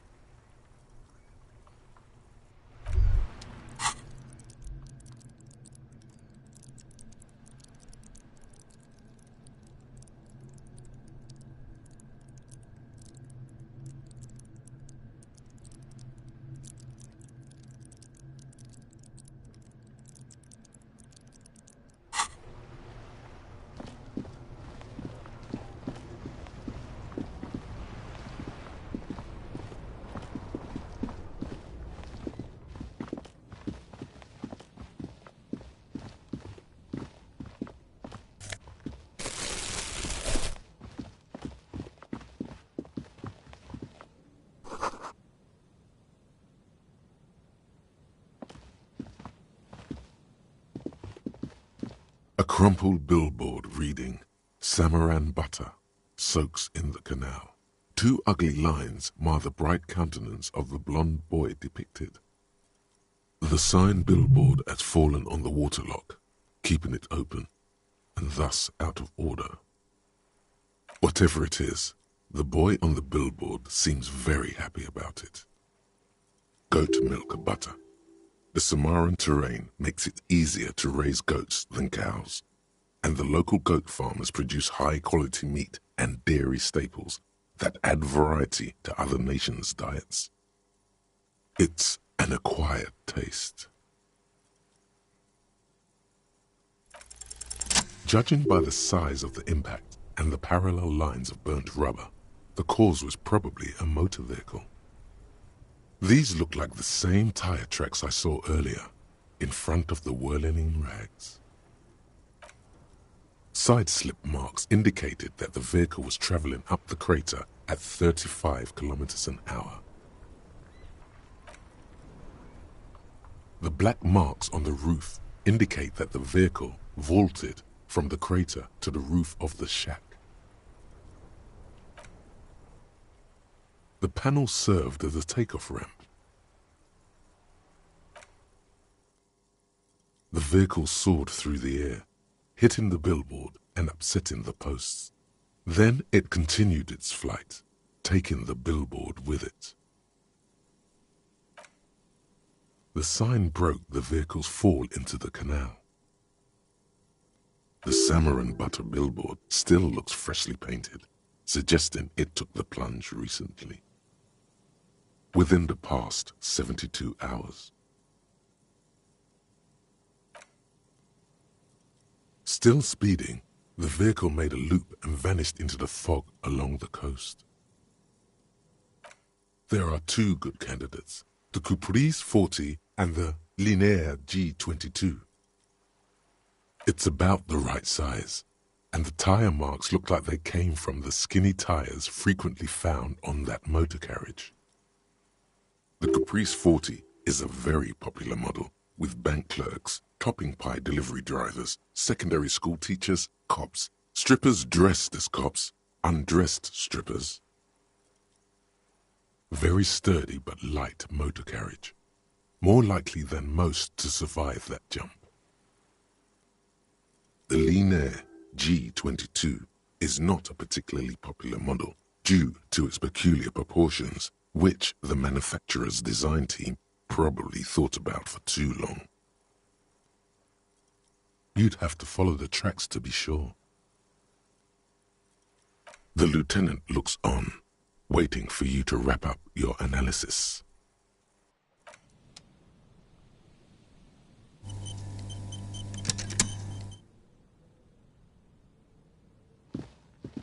Any theories about what happened here? What kind of car do you think it was? That's quite likely, from what I can tell. Oh.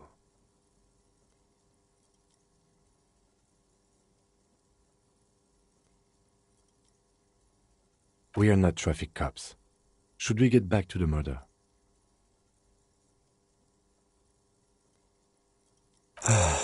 If we must. I'm not expecting him to get far with this, the lieutenant consoles himself.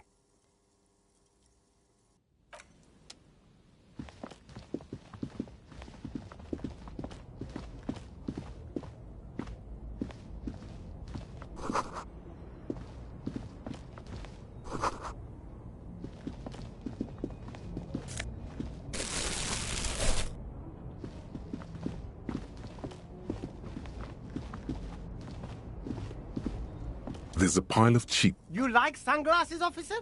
I've got the latest styles. Right. Abort. These are hideous. Damn, officer!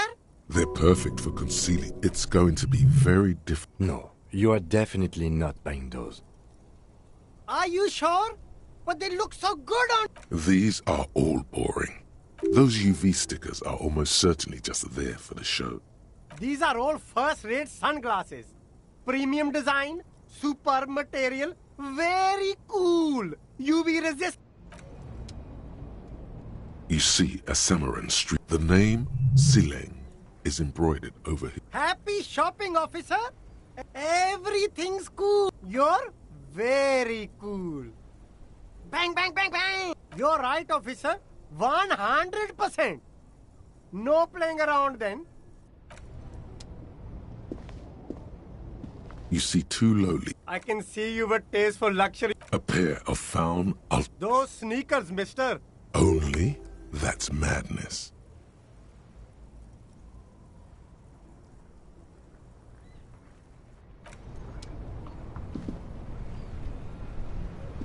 There are clothes inside. Don't be shy. You find your hands deep. Economical, but also trendy. Look first-hand. Buy second-hand. Keep the... Something cold. This jacket is the apex of hue. Good choice, officer. Mega sporty. And it's only for...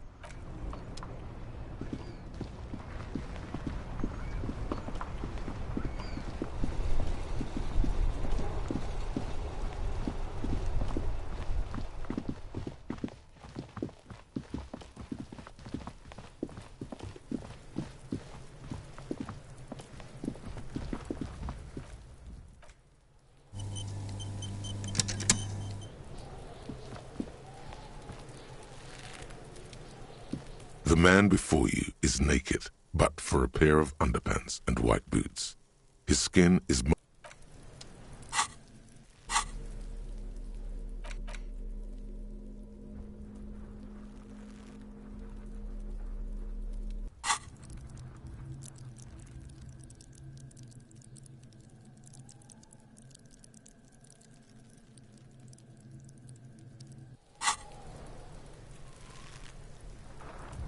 The man before you is naked, but for a pair of underpants and white boots. His skin is marbled with... I'm gone. Into the wild pale yonder. In the past, way out in the west. The blue heart. Oh, that's good shit. You'll love it. Just press down and fuck it open like you always do. Fuck it hard. Corpopo the clown. He means force. It'll work. I'm a joke. Look at me. There is nothing funny about jokes either. A killer, a motherfucker, and a killer. Go ahead, Coppo. What do you mean? It's the power of your imagination. Go ahead. Ask me more questions, because you're a copperoonie. Look at all of them guys. Here you go, you loony. Fuck no. You're no Rooney. Between you and me, your name is probably Harry. You might be onto something there. Because you have.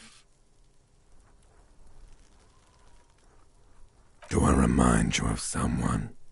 A child born with Muller's disease, harlequinism, grown up miraculously. There you go. Look at that bright kid. We're birds of a feather, you and I. Soon you will be just like me. Just feeling nausea, vomiting, tenderness or pain around the liver area, tiny red lines on the skin above waist level. More like days, Coppo. The clock is ticking. Your liver tells you so. Come back later, Coppo. Amuse yourself with my frank manners and my memento mori features. The steel-reinforced belt presents a unique challenge. I brought chain cutters, but I don't see a good angle of approach to the belt. The cadaver is a good 1.2 meters up. Neither one of us can reach the belt without assistance. And even if we do, there's the question of cutting the airship strength material. Yeah! Bang bang time, pigs! How?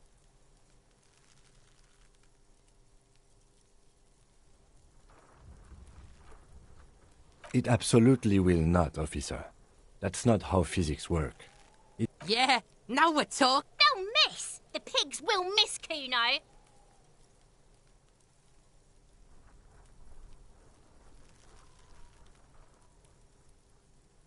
The lieutenant's brow is furrowed. He appears too deep in concentration to even notice what you said. Silence. With his elbow sharp, the lieutenant unzips his jacket and produces a lightweight firearm. He drops a paper cartridge in the barrel, separates the scouring stick, and gives the cartridge 5 tucks, securing it in place. That's a Kiel A9090 Armistice, mass-produced muzzle loader, ascetic, frugal, one of the most common firearms in the world. He then steps back and assumes the fellow's desk position, taking aim. The corner of his eye twitches. His finger is on the trigger. He's gonna fucking miss! The kid's voice is drowned in a shrill blast that echoes off the walls of the surrounding tenements. A cloud of smoke slowly parts in the air as the lieutenant steps back and says to himself, God damn it. Fucking idiot! Mookabat asshole! Kuno could have hit it easy, but then Kuno's not fucking handicapped, is he? I have to say, it's beginning to look unlikely we can get him down without assistance. The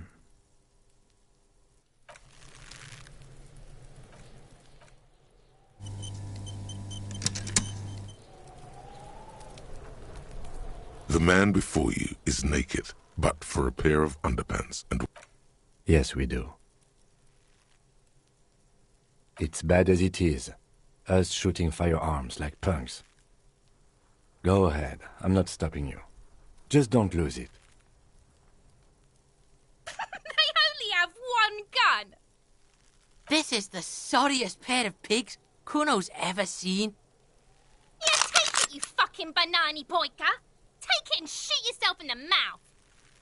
The cold piece of bakelite and gunmetal is surprisingly light. Your fingers fit right through the guard, instinctively resting on the trigger. The fuck are you waiting for, Kuno? Tell him to shoot himself in the mouth! The buckle comes into focus in your sights.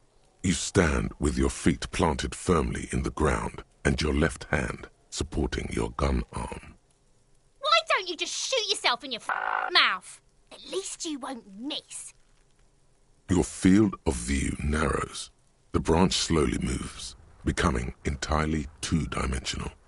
The metal buckle glimmers, catching the noon light as the corpse slowly rotates. Look, he's crying. You gonna cry now, fucking faggoty?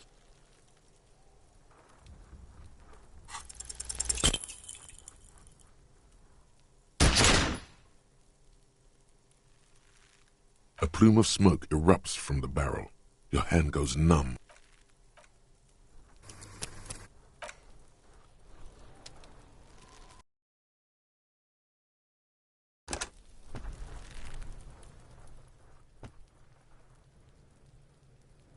The man before you is naked, but for a pair of... Yes, we do. It's bad. Go ahead. This is... Yeah, take it, you fucking banani... The cold piece... The fuck are you waiting... The buckle... Why don't you just shoot yourself in your mouth? At least you won't miss.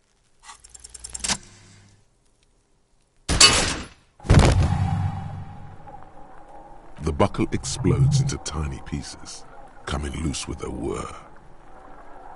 With your hand numb from the recoil, you look at the body slump down. For a moment, the man appears to kneel in front of you, looking straight at you, helpless, trapped within itself. Communism. It takes a millisecond for the association to flash within your cortex. You have no idea where it's coming from, only that it's right. Then the rigor in his muscles gives up, and he smashes sideways into the spring mud, letting out a horrid stench. Ace is high. The Ace is High, a custom invented by the aerostatic brigades during the revolution, is used to celebrate success in Revachol, especially in sports. The gesture is spread across the world, despite the defeat of the revolutionaries themselves.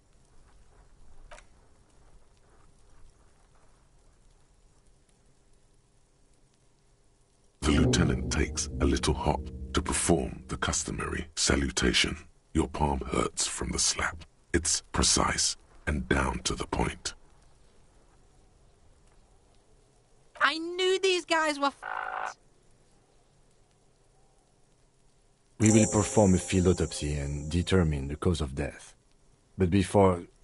Excuse me.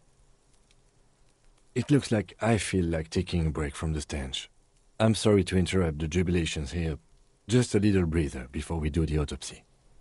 In the meantime, we should try to interview Evrard Clare, the leader of the Union. Harbor property was clearly used in the hanging. The harbor just east of here. Getting in might prove a challenge, though. I would also suggest we interview Joyce, the Wild Pines representative. But we've already done that, so good for us. One down, one to go. Yes. And those were the interviewees. Let's go.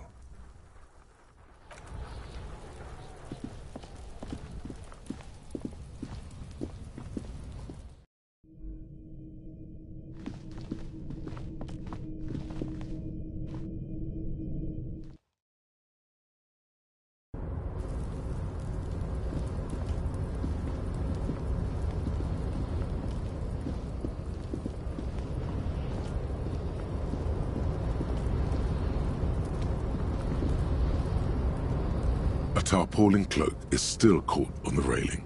No one has claimed it for...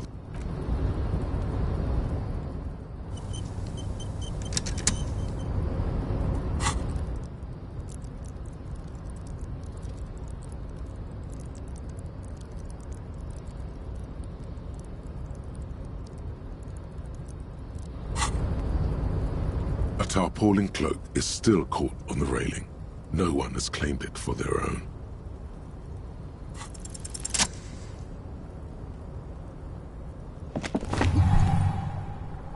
As you leap in the air, a chilly breeze engulfs you, sharpening your senses. As the concrete floor welcomes you, you realize it's been a while since you felt so alive, alert, capable. Must be the adrenaline. Hell yeah! My climbing might not have been as disco as your jump, but can we still get an ace's high? With your feet firmly planted on the concrete, the noise of the harbor rushes back in.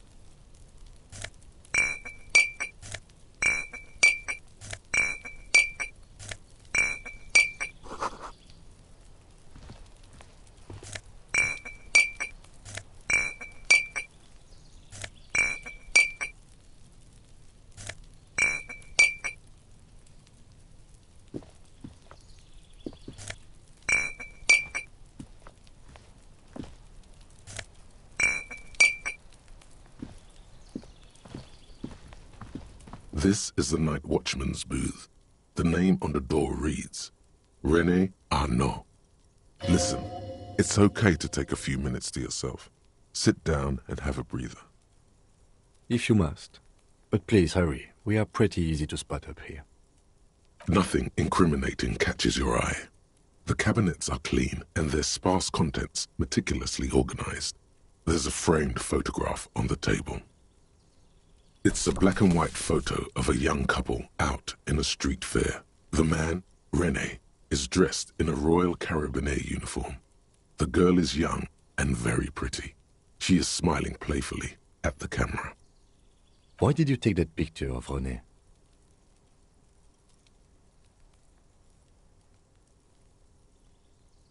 Fine, but let's move. I don't want to be seen snooping around here.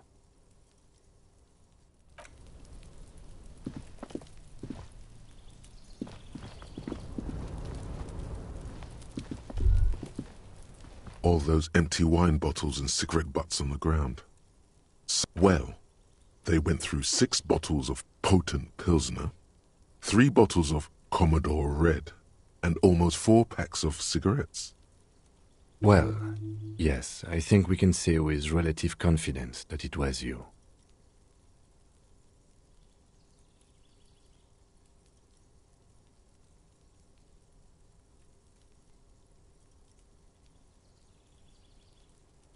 It really doesn't. Let's turn our attention elsewhere and move on.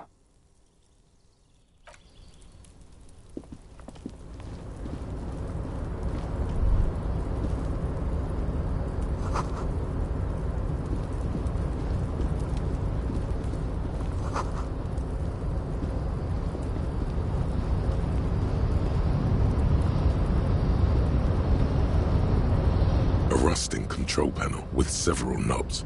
2 buttons marked Marche and Arrête are faded with use.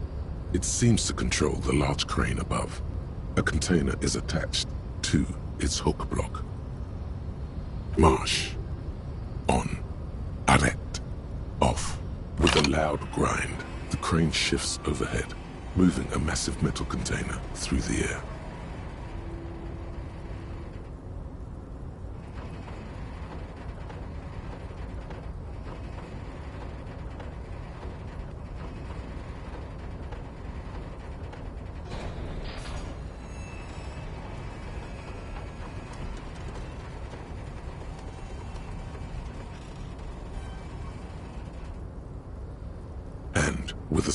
The harbor sleeps as the strike rages in the distance. The crane can rest again, moving this container. I can't see how that was worth the wreckers, except for seeing the crane in action, which I admit was.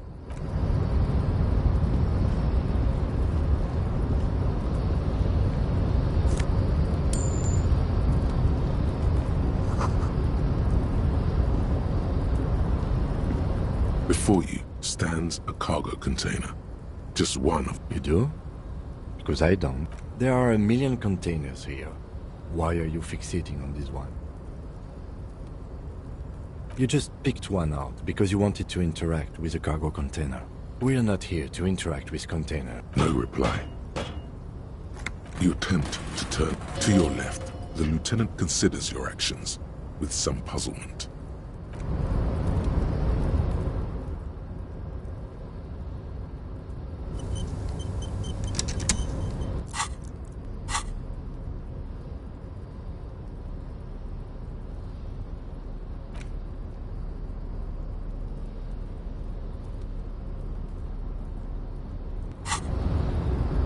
You're back before the cargo container.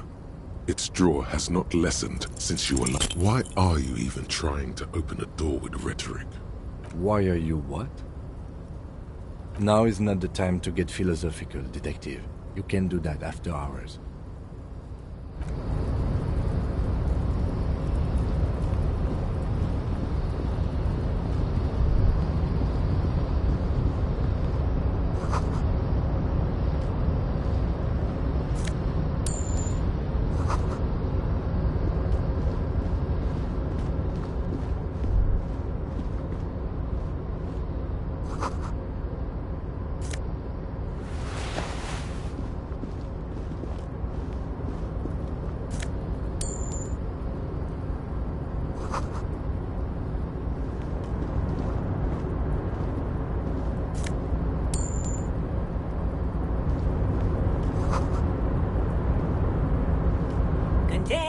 Container, I'll... The lyrics to this container song, the accent is so thick, it's impossible not to notice. Container, used to be Wild Pines. Everard, he looks after everyone. Huh? Well, hey there. How can I help you, mister? I see you are not a union man, mister. Did you get lost? You're not one of them scabs, are you? I mean, I don't personally mind. Folks is just folks, you know. And folks, got it? Just some of the other guys don't look too kindly on the scabbing kind. Oh, I'm just making some covers for them containers here. Yes, I am. Yes, I am. So it's easier for the crane operators to spot them. Everything is so pretty and red. You and Leo look like brothers. The old man whistles and hums a jaunty tune. Oh, most of the guys are down at the gates, keeping the scabs from coming in. We're on a strike. The whole union is. You don't have to work when you're on strike. So no one is working? Not everyone is down there, of course. Mr. Everard is in his office, where he always is. And Jean-Luc is guarding the gate. But Titus and his boys got into some drunken trouble and Everard sent them on a nice vacation. For a week or so. Oh, I'm not really supposed to talk about that. That's union business. Him and his boys stirred up something in town. Probably drank too much and got into a fight or something. I heard Mr. Everett telling them to take some time off. I guess the boys got a bit too rowdy and had to let out some steam. I don't really know the details. That's just how boys are, you know. Easy, Leo. Let's keep this on the hard ease.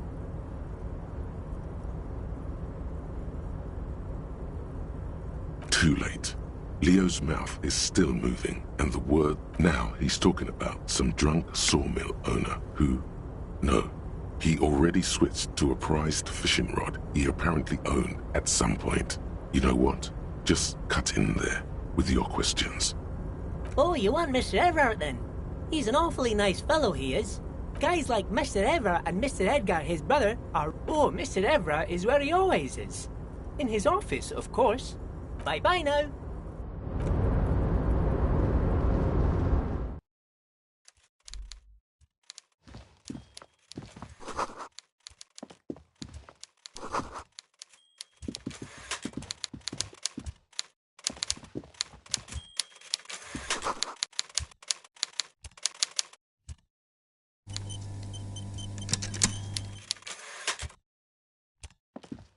Before you is a walrus of a man seated behind a large desk. He looks up from his work, not the least bit surprised to see you. With great effort, he straightens himself up in his chair, yet says nothing. Welcome, Mr. Dubois, Mr. Kitsuragi.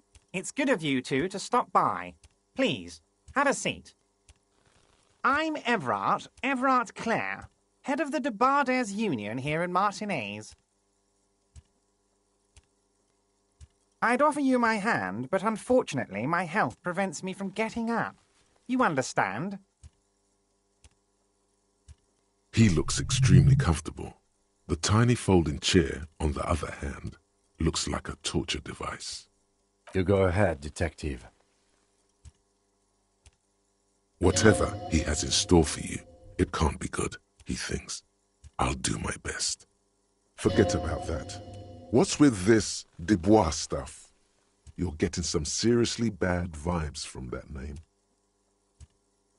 Please, Mr. Dubois, let us converse in a civilized manner, as equals. Take a seat. I insist. Very well, Mr. Dubois. I respect a man with strong convictions. I, too, have convictions. One of which is that I will not engage with any man who won't... Should you find yourself more amenable in the future, I'd gladly resume our conversation. You're no Titan affiliation, buddy. He's got you in a fork. Sit down or leave. Excellent, Mr. Dubois. I can see that you're a reasonable man, and reasonable men can be of great use to one another.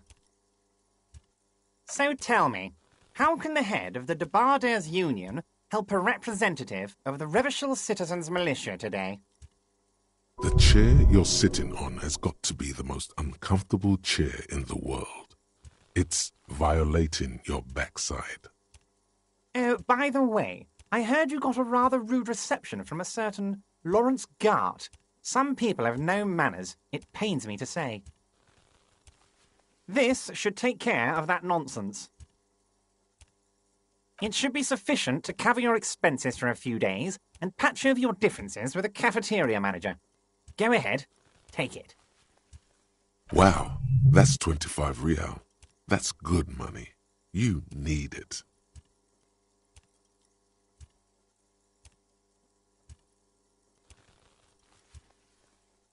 Okay, okay. I respect a man with principles. No handouts, then. Now, I'd like to set your mind at ease about one other matter. Your lost gun. Let me assure you, Union people are on it as we speak. I've got my best hounds looking for that lost gun. His slug-like lips move, but all you hear is an echo. Lost gun, lost gun, lost gun. The world is swallowed by a black hole of fear. Only 2 words escape its gravitational pull. Lost and gun. Are you all right, Harry? You seem anxious. Don't be. Everything's going to be all right. It's not like you left it loaded. You didn't lose a loaded gun. Local children aren't out there playing with it right now, pointing it into their own mouths. It's in a safe place. I just know it. I have a feeling everything's going to be all right. It was loaded. There were 2 bullets in it. You always keep at least 2 barrels loaded. God, you're sweating. Your knee is jerking. You're about to cry, aren't you? You're about to cry because you lost your gun and those children are going to shoot themselves with it. Mr. Dubois, you don't look so good. What is this, Mr. Dubois? He keeps repeating. What is he trying to pull here? You need to cool the fuck down. Chill. Mr. Dubois! Mr. Dubois! Harry!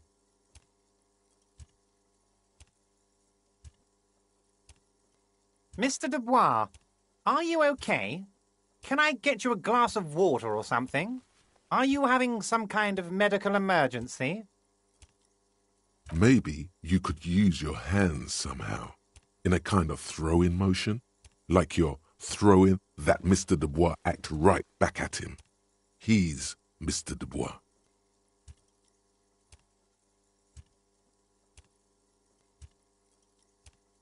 What an odd demonstration of... you got me, Harry. I don't even know what. As entertaining as it was, I'm afraid we're wasting our time. And I'm an extremely busy man, as I'm sure you are too. Okay, enough. We are here to ask you some questions pertaining to a murder investigation. Quick, here's your window. Get yourself together and ask him questions. Police officer questions.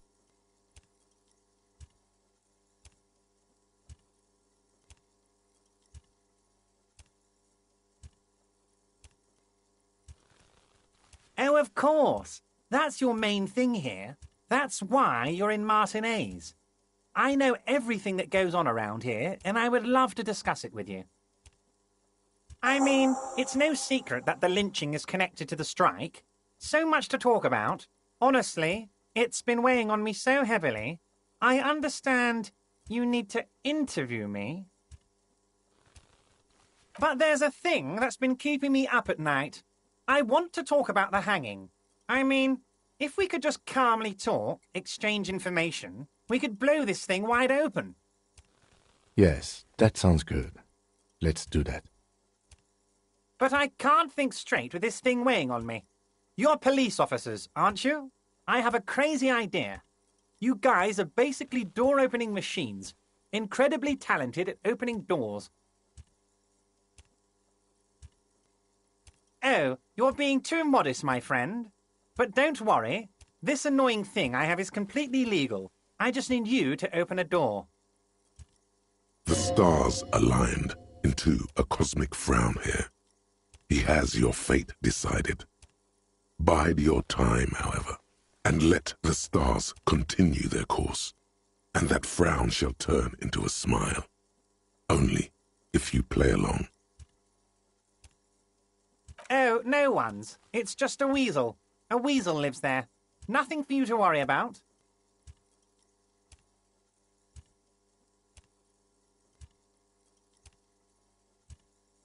Of course, Harry, I understand. But if that's the case, I don't think we'll ever find your gun. Even worse, we won't be able to speak like equals about the murder. Perhaps this was just bad timing for you. Know that you can always come back to me. I really hope you do. For your sake, my sake, and for your gun's sake too. Yes, we both understand what you meant. This may be the only way, he thinks. I won't hold it against you. In fact, we probably should reconsider later.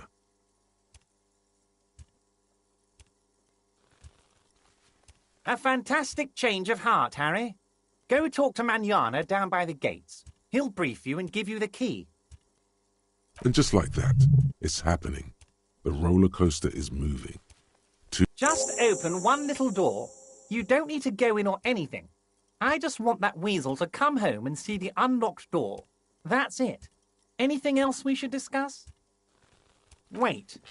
You need this to get in and out through the gate.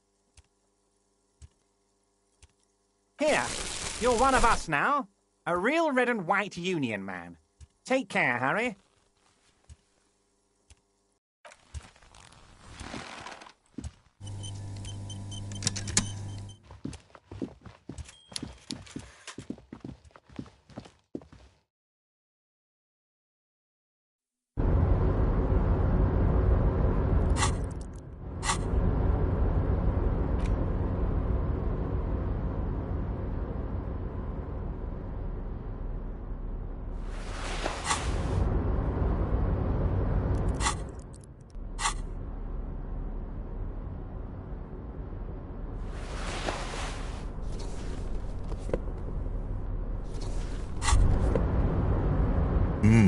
The luxury of fine things.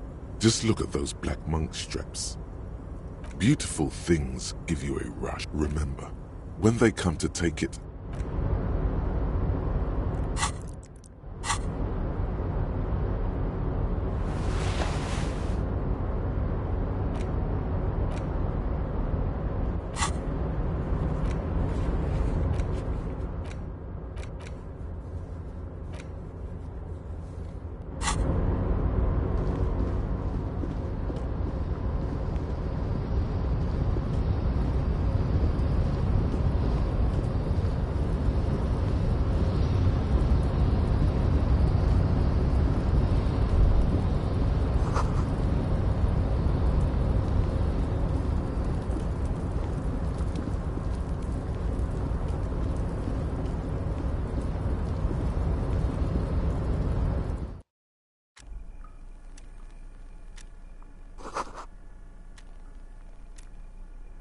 an imposing combination of a punch clock and a payphone is looking down at you from the wall.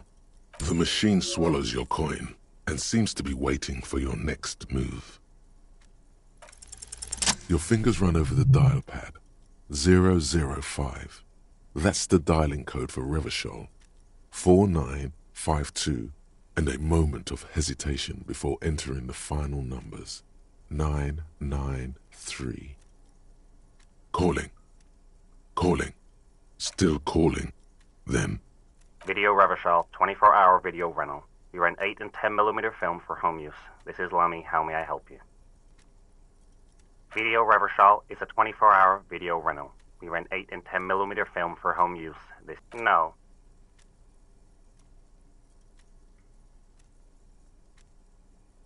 Maybe you called to extend your rental period?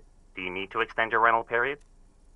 If you need any further assistance, you can visit us on the corner of Voyager and Main. I can't help you over the phone. Are we done?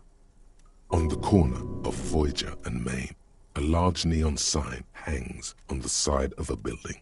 Video Revachol, 24 hours. It's raining and there is almost no traffic on the street. Tiny hills tiptoeing down the road. Beautiful steps, light-footed with a lifetime ahead of them. Suddenly you feel like you don't want to hear about video rentals anymore. You don't want to hear about any of it. It was all shit. It's over. That's enough for you today. Let's conclude this call.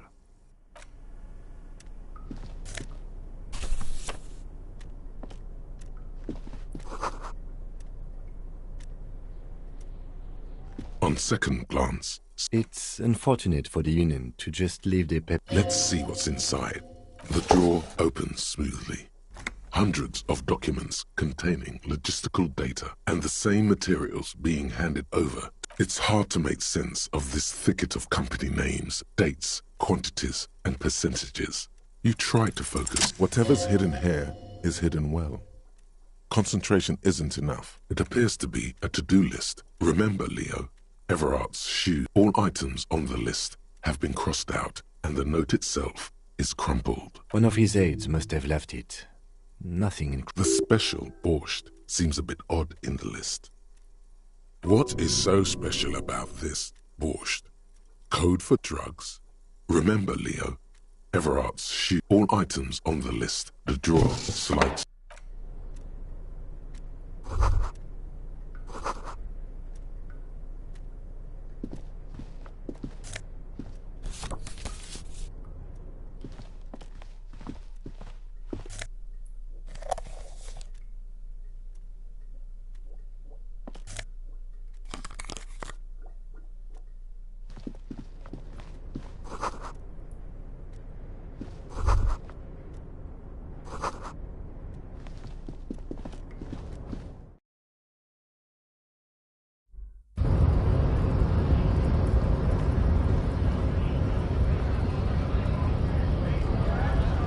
So, how'd you like our harbor?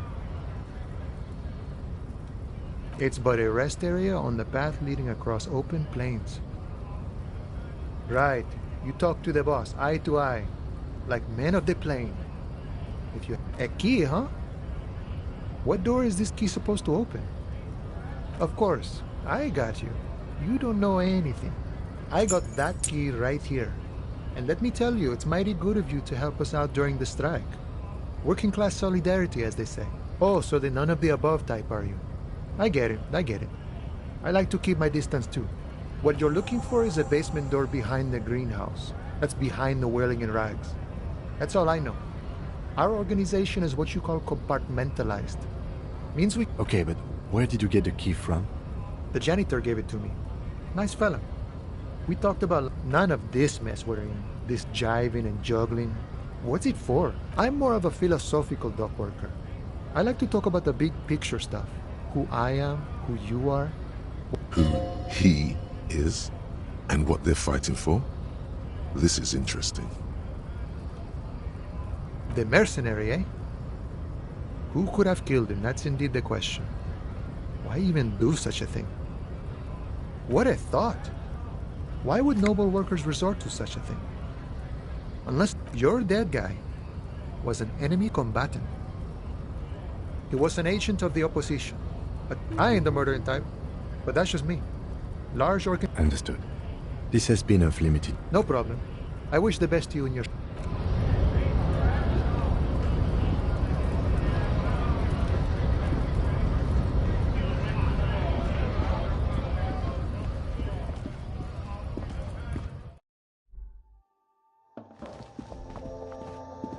The tear machine stands. Your bottles clunk into the machine.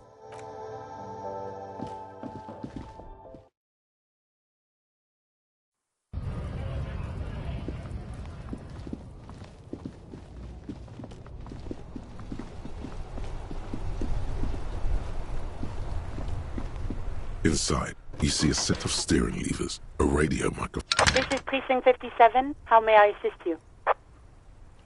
Sure, officer. What's the number? And the make of the armor, if you know it. Got it. I'll contact the ICP database immediately. Call back tomorrow. Hopefully they'll have dug up something useful by then. The International Collaboration Police, ICP, is an inter-east... 57th, over and out. In the cabin, you see a set of steering levers.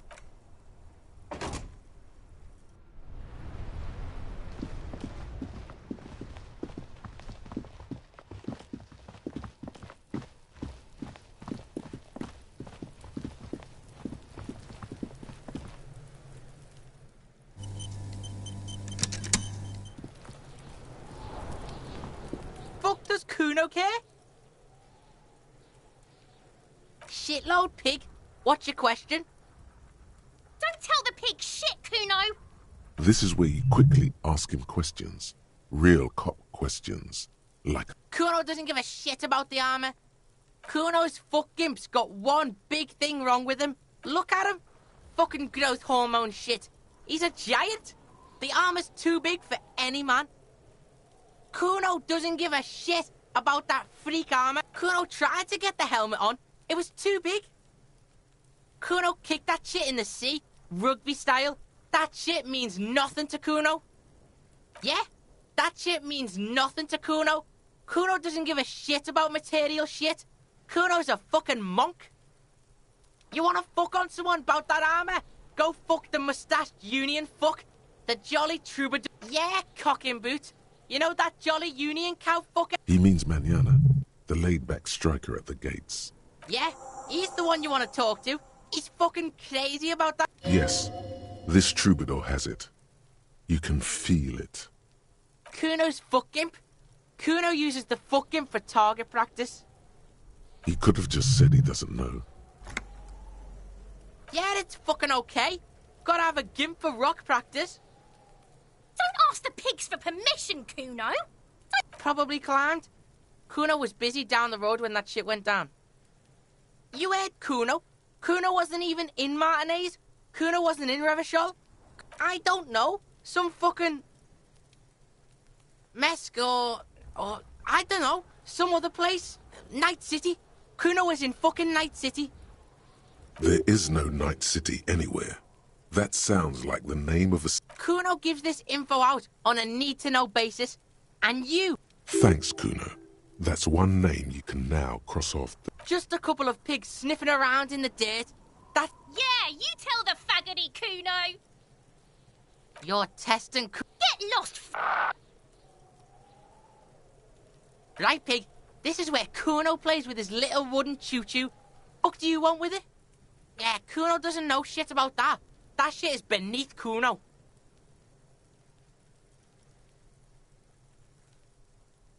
Listen, listen. Kuno doesn't care about this small-time shit. Just listen. Kuno saw what you did there, dumpster diving. Sad shit. Kuno could hook you up with some sweet rags. Shit like Kuno's wearing. Your size, good price. 500 real. Look, Kuno ain't seen shit lying around, except for that there. The lieutenant remains silent, but his expression couldn't say, "I told you so," any louder. Pig, these are found modular. Believe it, you need... These could drastically improve coach physical instrument and they will also make you into an idiot. All right, Pickle, shit's rolling. Don't do business with the pig, Kuno. He's gonna steal... As you can see, Kuno and C don't trust you. Can't do business without trust. There's more to his distrust than being a pig. He feels threatened by something obscure in you. What the... Look at that fucking shit. Fuck does Kuno know? The lieutenant... It's a trap, Kuno. Don't climb it, Kuno. The fuck? A mug in the trash. Is this about the fucking clothes again? Yeah, Kuno sees where this is going. Kuno's got that fast brain. You saying... I can't hear you, Kuno. Shit, that's tense. Someone's going to the beat-down basement, huh? Kuno doesn't know who put that shit in there. And if he did... Tell the Kuno who it was. He's curious. He likes... Stop turning into a pig, Kuno. Yeah, get your bacon shit away. Kuno doesn't like to be seen with the... Dunno. Kipta's gardener used to wear... Kipt is a pejorative term used to describe... Yeah, that's what Kuno said. She couldn't handle the heat, so she took off. Look, Kuno doesn't explain shit. Yeah. What was she doing in the greenhouse in March? And yes, it seems suspicious. Yeah, whatever. Kuno doesn't give a shit. Kuno's Kuno? It's always Kuno, never I. Clearly the kid's using the third-person perspective. Shoot that shit at Kuno, Pigonaught. You found Kuno's secret door to Kuno's secret shack. And then what? You fucking there. He's trying to fuck at you again, Kuno. Oh, that? Kuno decapitates pigs. That's just a Kuno demo tape. Yeah, Kuno plays on Snuff Radio. That's where Kuno gets his daily hit of electric. Bet you'd like to ride the lightning too, wouldn't you? You feel... It's a vitamin pig. Don't you know? Yeah, it's the mag. You fucking need that shit to stay on top of your... Oh, don't teach him, Kuno. He's gonna use it against you, Kuno. You're not getting this, pig. It completely takes... Fuck you, pig. Don't do mag. Good call, Pigmeister.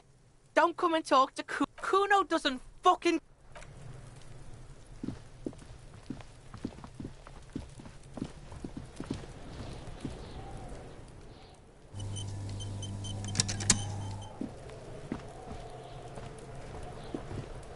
The rotting man, the lieutenant adjusts his glasses and takes a deep breath.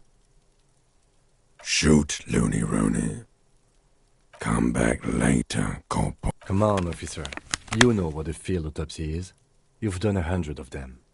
What you do know is, at 18.9 kilometers, the dormant shield volcano, Corpus Mundi, is the world's highest summit, and the failure of the 38 single, you must have me confused with the... You, sir.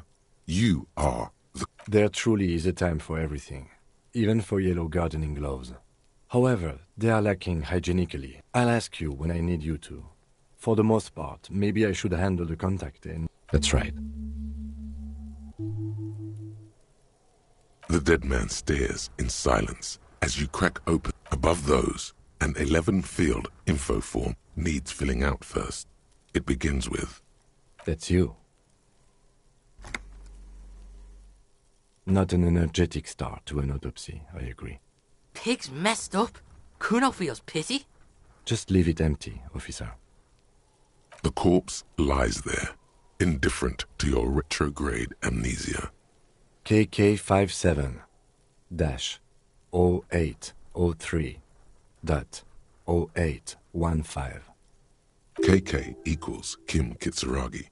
57 equals Precinct 57, followed by his date, 0803, and time of arrival, 0815. Next, NA. Next, NA. Roughly 50. The corpse looks ageless, like meat on a hook. Teeming with opportunistic microorganisms, letting out a foul-smelling diamine compound. Your Mondial. Fair to olive-skinned, from the Isola of Muindi. The pudgy mess of curdled meat looks neither mondial nor anything other. Fucky! Male. Pigs can have sex! Nor does he look male. We're still going with March 4th. What else? 9. Body identified by... KK57 050. None.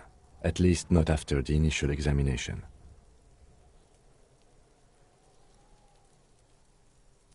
A silent nod. The lieutenant places. Your central nervous system recognizes this gesture. Somewhere in Jamrock North, a small wood shed behind. Elsewhere yet, an obese female sits in a wicker chair, her silhouette bull-like against. The building is tall, 7 stories, wind-wrapped, and so, all across Jamrock, Coal City, GRIH, 42 deceased persons found today, 42 stations of breath. We should start the postmortem. The corpse cannot feel Kim's hand on his chest. Clothes. The deceased wears armored boots and white briefs. See? Babroudine, yes. Inexpensive. The disappointment is palpable. The boots are ceramic, vitreous enamel. The boot has a serial number. It's E50. Tattoos. The upper torso is covered in a single, continuous. The assistant has a color photograph of the... The deceased has a belt for airlifting cargo around his neck. Well-nourished, athletically built, measuring 1.8 meters. Body hair is light brown. Distribution is consistent with age. Lividity is consistent with hanging. Fucking low velocity! Talking shit about cool. In addition, there are bite marks on the face, scalp, and chest. Ligature mark. The steel wiring. You got just the right tool for that. The chain cutters. Always good to think ahead. We need to cut the belt to see the lig. See? My pig is gonna... No, he ain't. Your pig's a boring fuck. The belt is equal. The knot is the weak spot. The chain cutters fit in there. Steady now. Like a flower array. After some deliberation, you sink the cutters into the knot tying the belt together. You squeeze the rubber handles together, sweat forming on your brow. Snap. The knot is slashed. Another cut and the rope rises to a point, leaving a gap. Hemorrhaging is observed on the skin, above and below the ligature mark. The mark is well pronounced, consistent with a drop from 1 or 1.5 meters. Chest is intact, normal contour. Abdomen is protuberant. No! It's gonna... I fucking knew it! Genitalia is male and unremarkable. Back is symmetrical and intact. Upper and lower. In addition, I see smaller. Last item. Hands. His flesh is cold. Pleased to meet you. Where are you from and what's your name? I'm only fuck. Nothing does. This was pleasure. We should do this more often. Hands are clean. No sign of injury. I was. Maybe I'm just not seeing them. Ooh. That's all for the external. Well done. Central nervous system. I have nothing. Of course, there is a moral to be drawn from it. A moral to this story. Musculoskeletal. Purge fluid is coming from the mouth. Not injury related. With his eyes almost closed, the lieutenant puts his hand on... Yeah, jack that fucker off! The hyoid bone is fractured. The rest of the musculoskeletal system is intact. And respiratory system. Oral cavity shows no lesions. The victim has received dental implants, possibly after a combat wound. Mouth swollen. Hemorrhaging present in mucosa of the lips and mouth. No scream. No sigh of relief rises from the darkness inside. It's humid there. Sickly sweet air. Hepatobiliary. NA. Same for toxicology and serology. NA. Cardiovascular. The gastrointestinal. This will do. Digested semi-solid food in stomach. Voila. What's next on the list? Let's see. We have bite marks, contusions on the head and chest, and a ligature mark encircling the neck. Be thorough if you want maximum results. Head, chest, and scalp bite mark injuries. Predation. And your opinion, officer? Agreed. Next injury? So, the scalp bleeds from a post-mortem head injury. A stone. At maximum velocity, fuck! Has confessed to causing it at maximum velocity. Coagulated blood sticks to his scalp and chest, where the countless stones have hit. Right. Next. A dark red abraded ligature mark encircling the neck, with a gap on the neck. I see hemorrhaging on the skin, above. Below the note, 2 customary boxes wait to be ticked. Think for a moment. There's time. Don't rush. Why do you say that?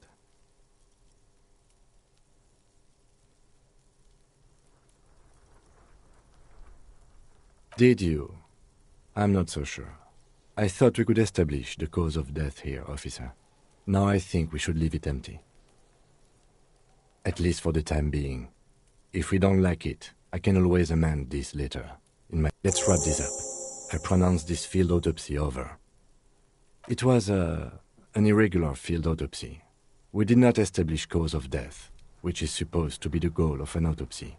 We were thorough with the list of injuries too. We described them all in detail. What is there to say? Given the circumstances, it was a professional field autopsy. Oh yeah, well done, Master Detective. Maybe a drink isn't... I need a copy of that autopsy form. Then I will drive him to Faubourg for processing.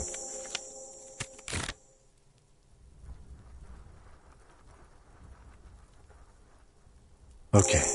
I need a little help for carrying him to the holding pen of my kinema. I can take care of the rest. It's too late to take him into processing today.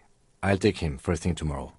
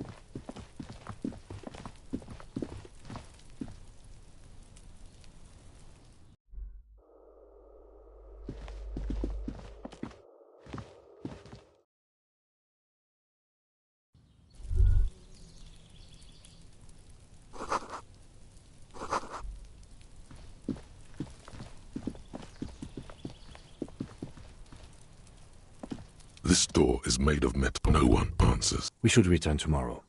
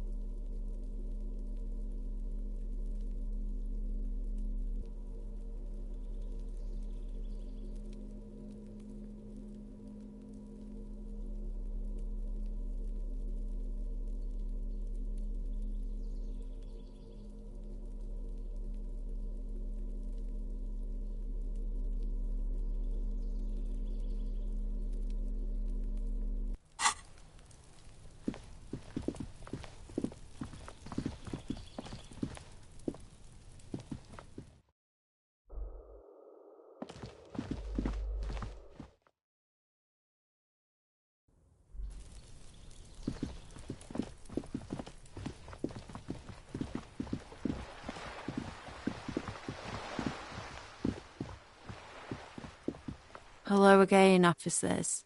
Have you come?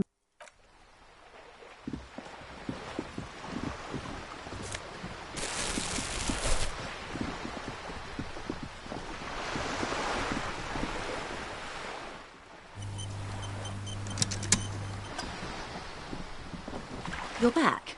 Good. What can I help you with? That's the man who was killed. I'm afraid this is a discussion for once we've cleared the lynching question. Better not tie the forestay to the backstay on this. I hope there is something else I can help you with. This reality. Ah, yes, the... Don't be phased, madame. He functions perfectly well. We may be here a while then. All right, we're in. I know these all look good, but begin with the first, okay? We're in Martinez, baby. Martinez is a district of Revachol. You would be excused for not knowing about it. Unimportant, they say. It's not really a sea, it's... Yes. We're on an island... Known to the early river, vast, lukewarm... Caillou. It is clear this, and to humanity at large. Revachol? The Great Kai. As if it's self-explanatory. History detective. They built this city to resolve history. They say it's where the... By that I mean, we are standing on a fertile, self-sufficient... Speak for yourself. 22 kilometers from the center of the... Silence. The water, the light. There is no recognition. Only the immensity. She observes your eyes scanning the horizon. This is one thought you need. Was there something else you want? This has been informative. Thank you. Might I suggest not asking? Absolutely. My commitment here is long-term. That is understandable, but... Indeed. I'm always at your service. It's a neurological disorder caused by a lack of... Well, it's either bariatric surgery... She nods slowly. These are unimportant times to take for the revolution. It's quite easy. Every 100 years or so. Those would be the... Oh, did they ever? Yeah, it was a kerfuffle. Yes. The Insulindian deluge. Yes. Oh, lots of people. The real king abdicated and... Yes. Him and tens of thousands of his... The liberals got the mineral rights. Liberals are usually... Some were rich enough. They didn't win. We. To foreign intervention. The liberals... The coalition of nations. The moralists. At least not... This is... The color of moralism is blue. The official motto of Moral Intern, or Moralist International, is... Of course. Not easy. The turn of the... The revolution... It wasn't a who. It made people... Of course not. From Revachol and... Why? Something tells you her life and yours... A city-state. The clatter of type. The zone of control. Modernity. 43 years. The 20s. The 30s. No. Welcome to reality, baby. They are what they... Anyway, enough sentimentality. Is that... Glad to have been of assistance. The little that I know. Anything else?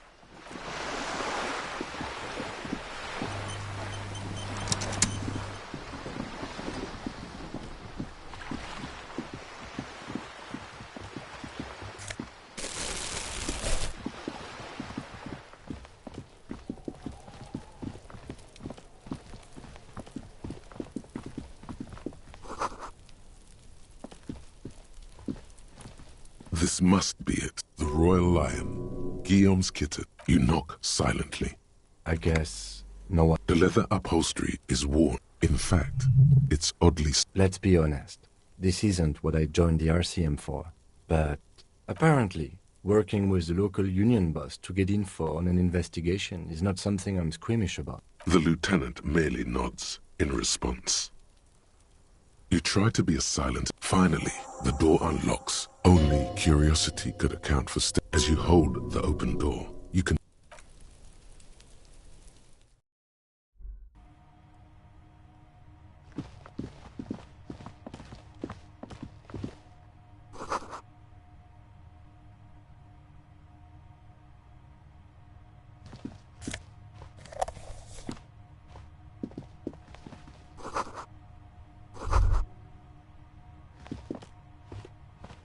This is the flag of Revachol. This isn't just one sun, but it's an optical atmospheric anomaly. Mm-hmm. The tenant is an old-fashioned guy. The flag doesn't seem to mind. It's just a color.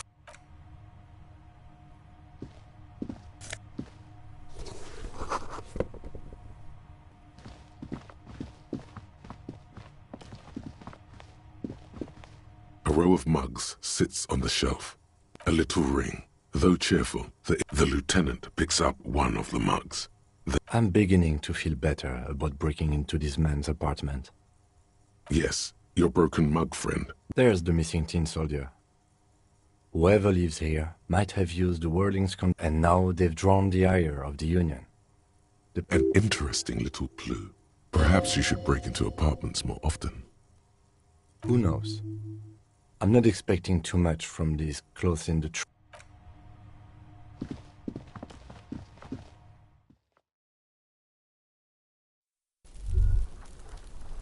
Master Investigator, you just can't keep yourself away from locked and hidden places. Attaboy, the world's secrets were made for you.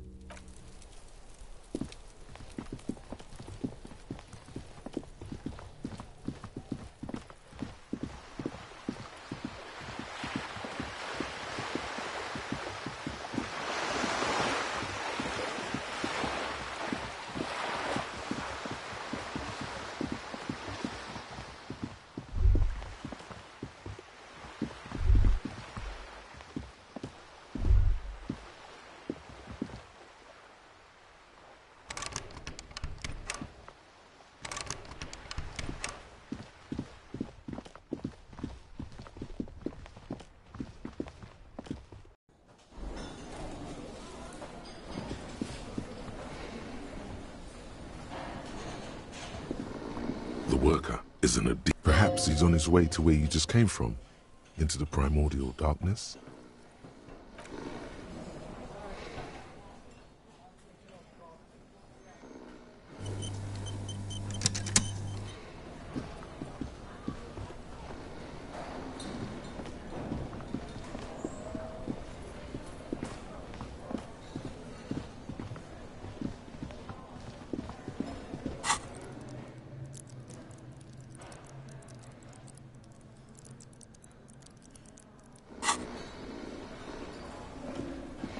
The worker is in a deep slumber.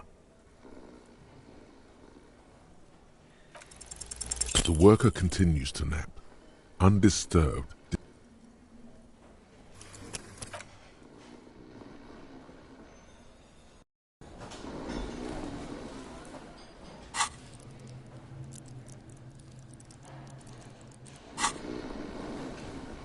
The worker is in a deep slumber.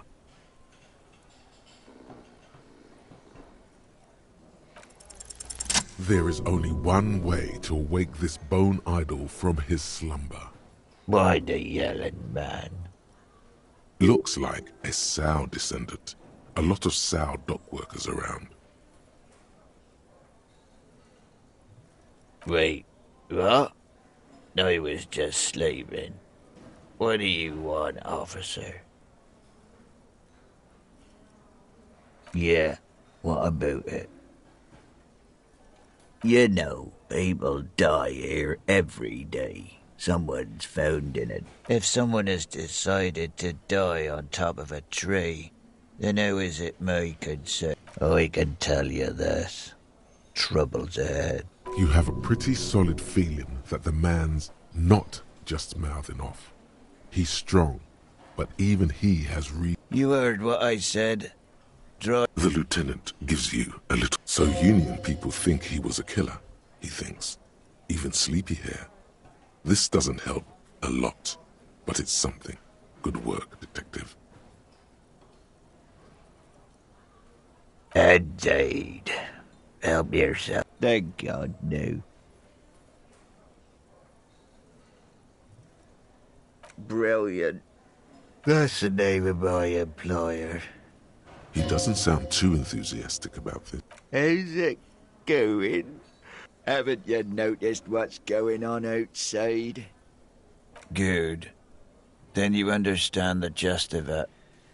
For one, I can get some... Nate got it. Measurehead's got it. He's guarding... The way he says Measurehead implies ultimate trust in this head reckoner's physical prowess. He seems like a... We are. The workers. The union. Okay. I guess there's also Everard. He's in charge of the union. He's smart. Knows how to negotiate. The dock worker doesn't answer.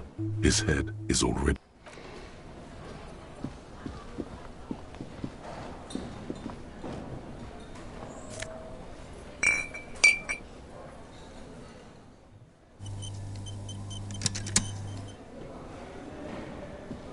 Can I help you? Yes, have you got it? A lot. For the room and broken window, 100 real. Yes.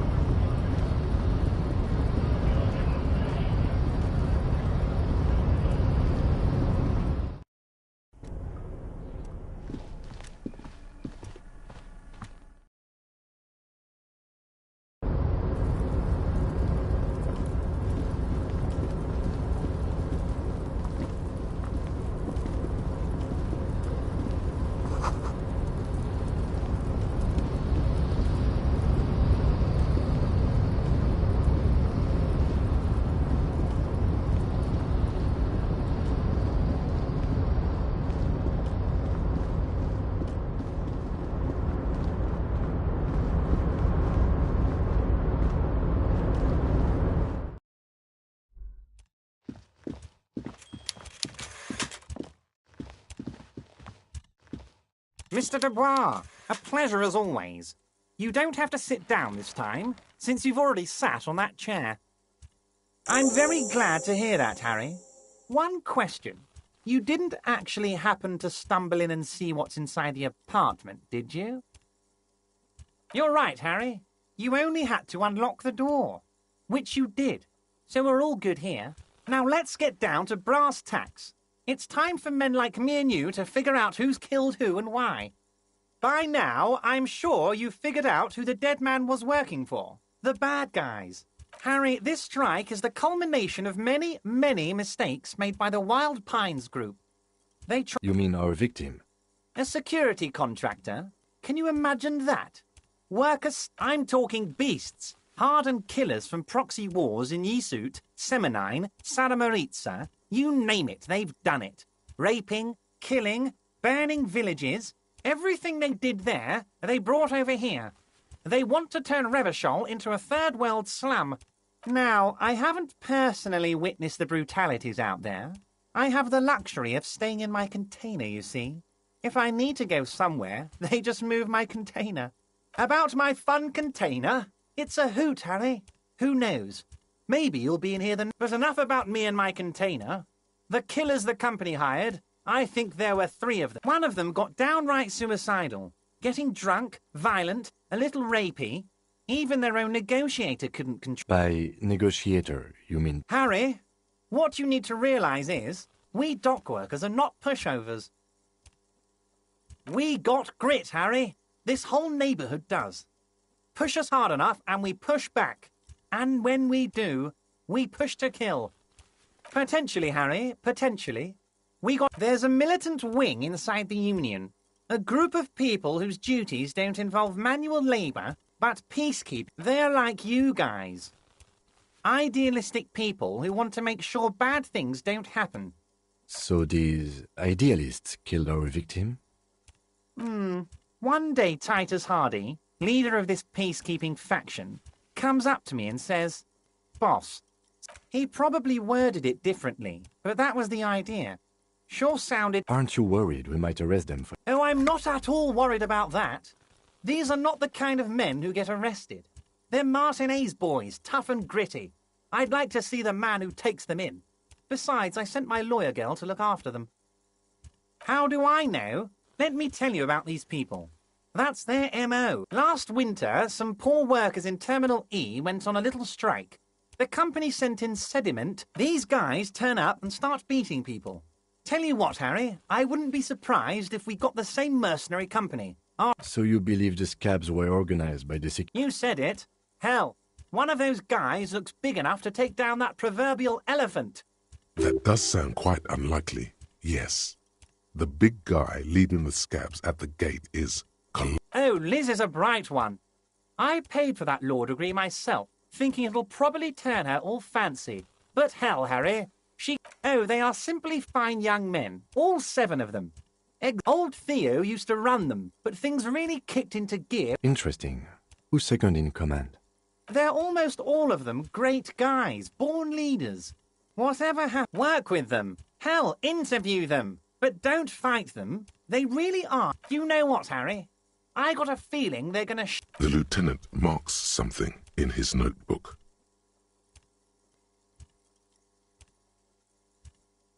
But of course, it's the least I can do for my good friend. When you meet this Titus, tell him about this. See what he has to say. Also, Harry, here's 5 real.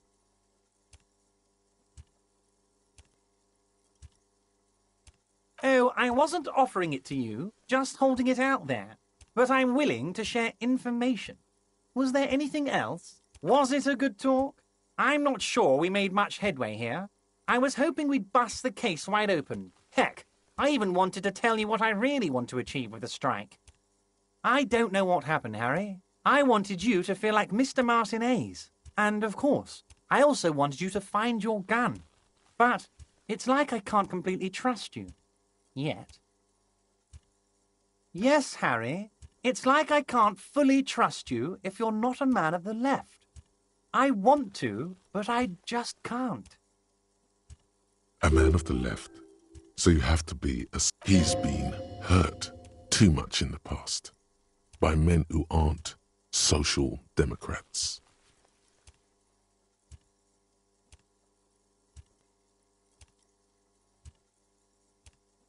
What does your heart tell you about your lost gun, Harry? Does it tell you to forget about it? Or do you think it wants to be found? I think it's lonely and cold. I think it wants to be found. And what would this entail? Once again, I require nothing unethical or illegal of you. You just need to get 2 little signatures on this piece of paper, and then mail it to my accountant in La Delta. It depends. I don't think what we just got from Mr. Clare was very... But, he thinks, it's your call. As I said, it weighs on me heavily.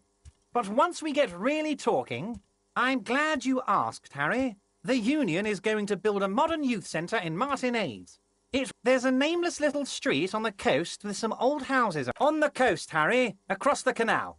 There's a cul-de-sac there, a little village there called... Water drips from the eaves. A woman looks at her freshly tarred skiff. There's a pair of cavalry boots under the fish in the box, and the wind howls. They are just going to have to deal with the construction noise for 6 months, and then they'll be living like kings.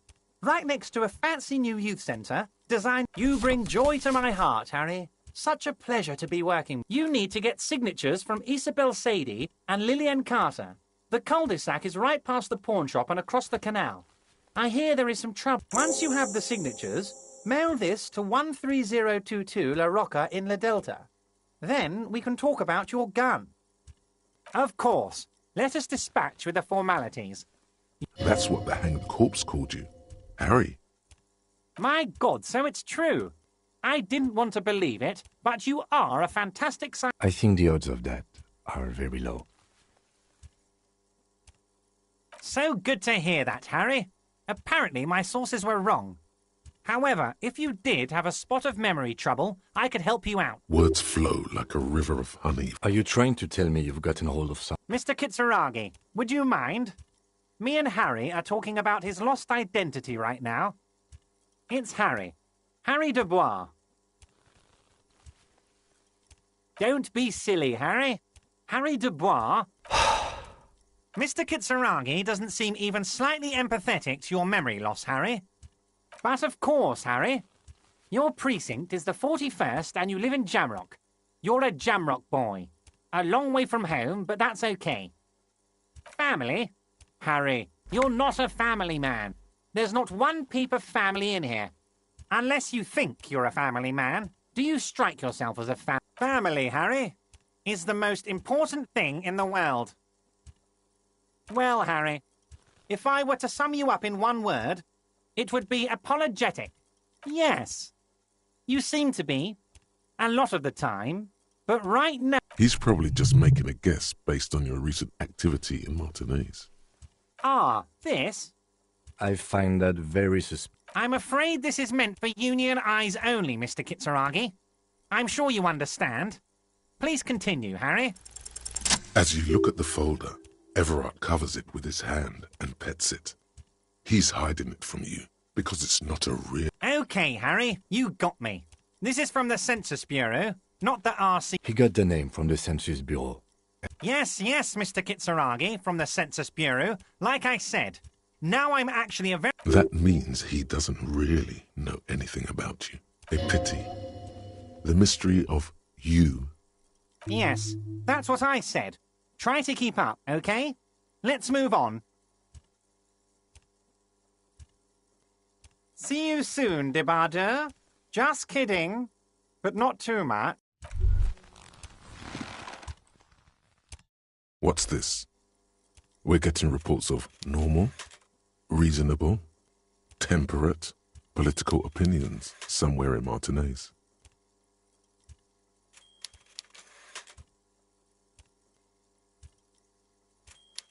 The air suddenly feels calmer, more transparent in a strangely tender way. It's time to become a citizen of the Kingdom of Conscience. It is not a place. It is a moment in time that can only... It is, isn't it? History's greatest catastrophes have been brought about by... That's the genius of Dolores Day. She recognized that progress is meaningless if its gains are lost because of instability. Real, lasting change can only... The kingdom is difficult, partly because humanity will need to discard many of the categories that define. It's also post-industrial, post-ideological, and even post... Slow down, Mr. Reasonable. Did you miss the part? That's right. Remember, real democracy is just around the corner for...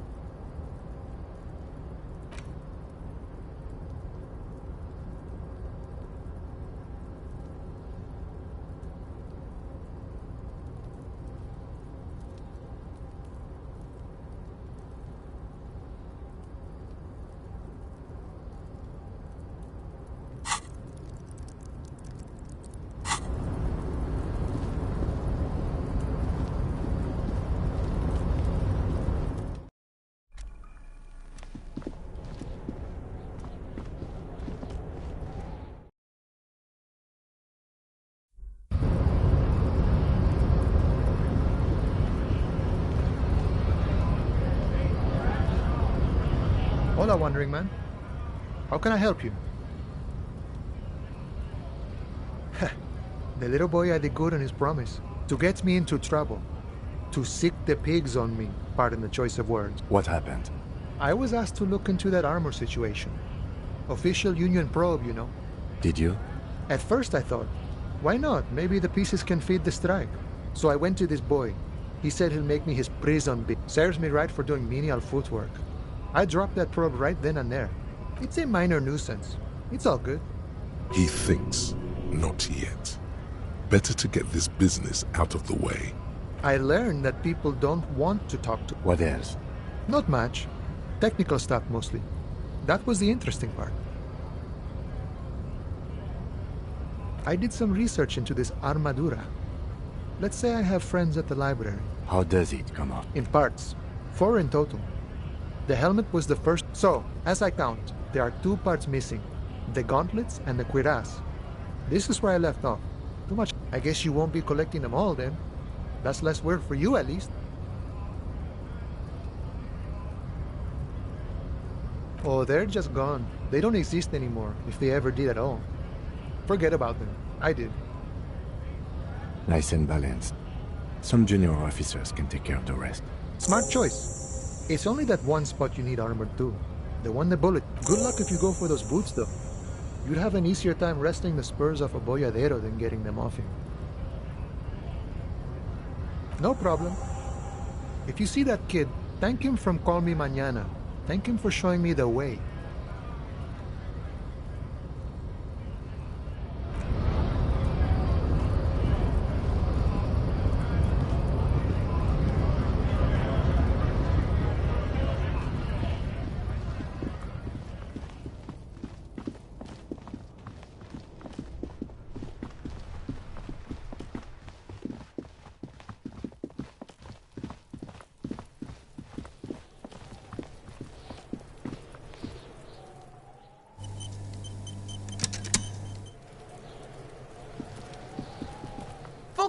Kuno care?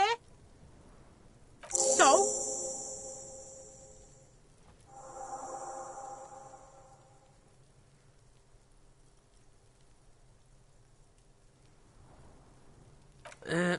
Fuck, okay.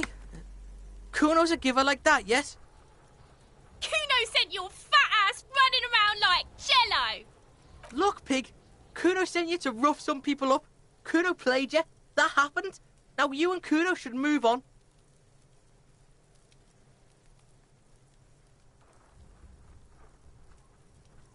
What is this? Trying to be cool with your new asshole? Kuno was just being nice to you. After this shit, you better have something real. Yeah, real interesting. Kuno doesn't fucking care.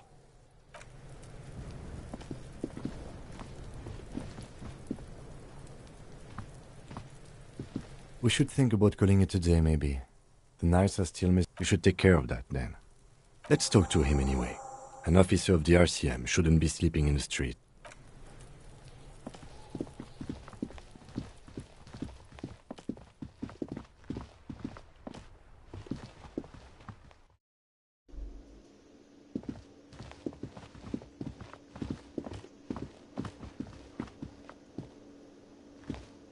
Can I help you? Yes, have you got it? Does that arrangement include you paying me what we already agreed you owe me?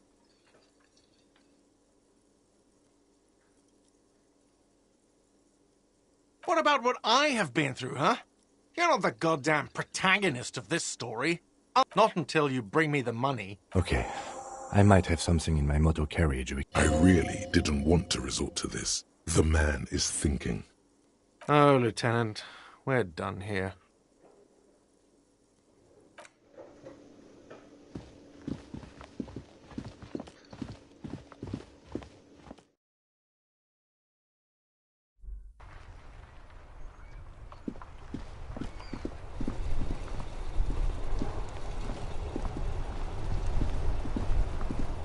Inside, you see a set of steering levers, a radio microphone, a pull-out toolbox, and the soft glow of the fuel preheater gauge. I have something here we could sell. Transport enclosure. Regular people just call it the cage. The cage at the back of the motor carriage looks rather uncomfortable. I confiscated this for a little while back. We can take them to the pawn shop down by the Martinez Canal. The lieutenant nods as you take the spinners.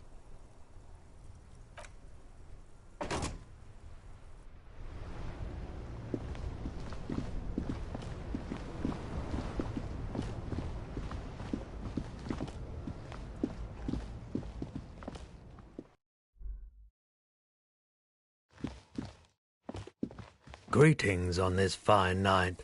What brings you here? The pawn shop is always open. Yes, we'd like to sell these hubcaps. Roy takes the hubcaps from the lieutenant and inspects them. Yes, these are very, very good. No one was defrauded or jumped, I assure you. Of course, I meant no offense. 200 real for you, officer. Thank you. Here's the 100 real you need for your bill. Do not waste it. Anything else you're thinking of selling? Another time, perhaps.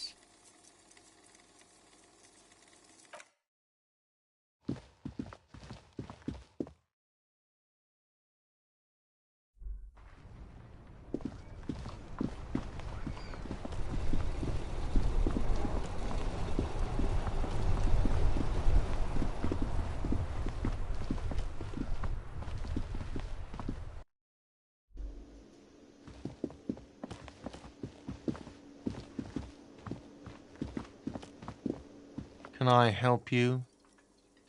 Yes, have you got it? Well?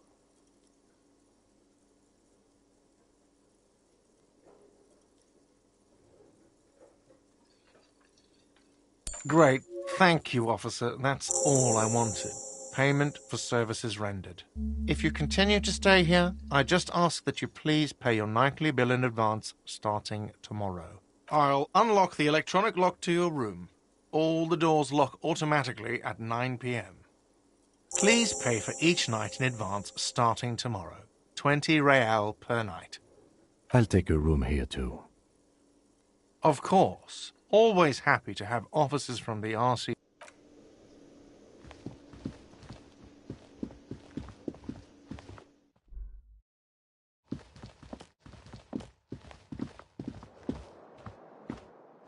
This is the door to the room you redecorated. Just a moment. We should talk about our progress on the investigation. Let's...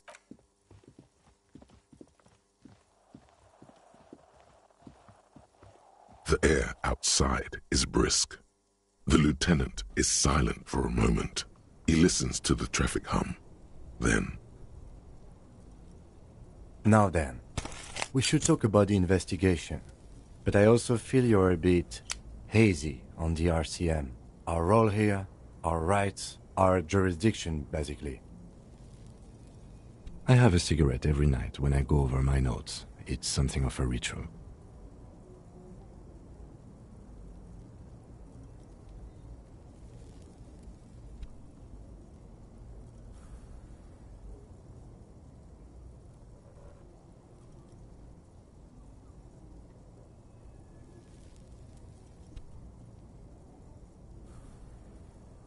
Oh man, he looks so devastatingly cool with that cigarette. You mean this? This isn't cool. It's an unnecessary trial of will, and unhealthy. Yes, it's been a long and eventful day. Well, we inspected the victim's body, so that's good. It was not easily approachable in that state, but we did it. I would say our initial inspection was very thorough, and we have solid leads to follow up on. Then you shot the body down, which was quite the shot.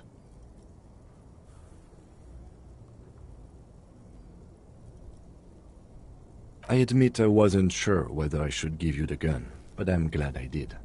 Your shot enabled us to perform a field autopsy on the victim. We found some things we can really work with. I still feel like we missed something, but it's up to the boys in processing now. We did perform a thorough search of the crime scene. That's great. Now, as for interviews, my list of people to talk to here in Martinez, I mean.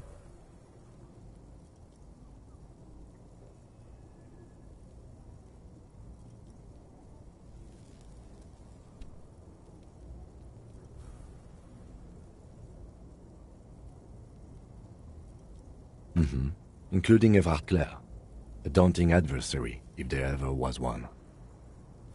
He wasn't particularly forthcoming with useful information, however.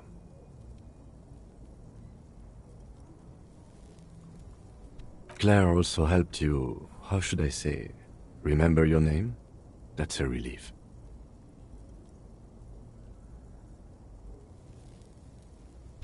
Moving on. We talked to Joyce Messier, but didn't get any information from her. I have a feeling Joyce knows how dangerous the situation really is. We have to get her to talk to us. Above all, though, today was exhausting. What's with all the running? You run a lot. Is that a standard Precinct 41 practice? I have a really good theory about why you're running so fast, son. Just you wait until we get up tomorrow.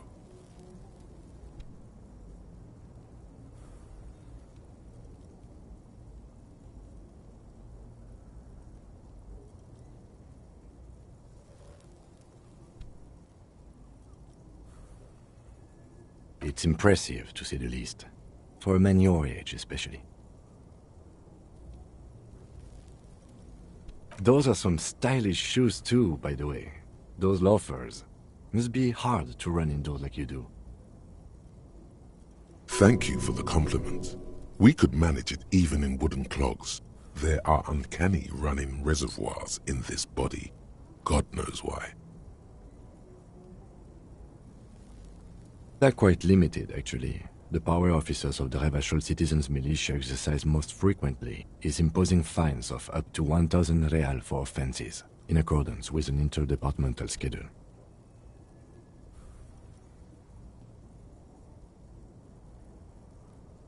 Yes, although indirectly, as citizens can always request records from their local station. Officers of the RCM have been known to take bribes of less than the prescribed fine amount. It undermines trust in the RCM. We can arrest people, of course, but rather than bringing someone in directly, it's preferable to serve a station cold sleep. It prevents confusion and overcrowding. As you may have gathered from the fact that we are expected to carry a record of our kills, like the one in your watermarks, we are permitted to use whatever force is necessary, and strongly admonished not to abuse that power.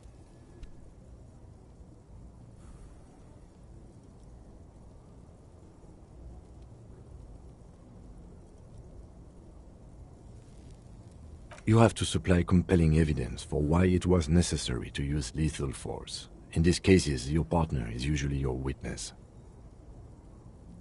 Not a good position to be in, by the way. Internal Affairs handles these cases thoroughly, by cross-examining you for inconsistencies. It is hard to cover for anyone, which we don't convict. We arrest and send them to coalition government courts in Couron and La Delta. The prosecution works off our testimonies and records, which is why it's paramount to keep them.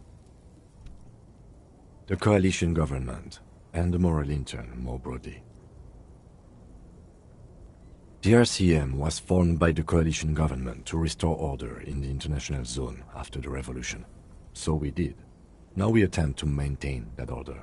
No more. Or perhaps it is better to say we were allowed to form. It's a point of contention whether the citizens of Revachol or the coalition government founded the RCM. Be sentimental if you like. Either way, the moral intern leases us the right to keep the peace in this city, and they will take it away if we misuse it. The Moralist International are the world's largest political organization. You know who they are. They have been running this place after the revolution failed. They're a union of center-left and center-right parties across the Real Belt. Our coalition government is just one of its many projects. They also run the ICP, EPIS, most intergovernmental organizations in the world. What do they believe in? They are Dolorians. They believe they continue the humanist project set forth by Her Innocence Dolores Day 4 centuries ago. Others say they are just technocrats. Interesting question. It's a blue forget-me-not. Their motto is love, compassion, self-discipline. I think you can gauge what they want you to think of them from that. Something almost self-explanatory, something ominous, something even a little feminine, but in a strict manner. A historic figure? The author of the modern age? You will have to look elsewhere for opinions. The subject of humanism is too abstract for me. The moral intern are a fact. I try not to have opinions on facts until they change. And it doesn't look like that's about to happen. Do you?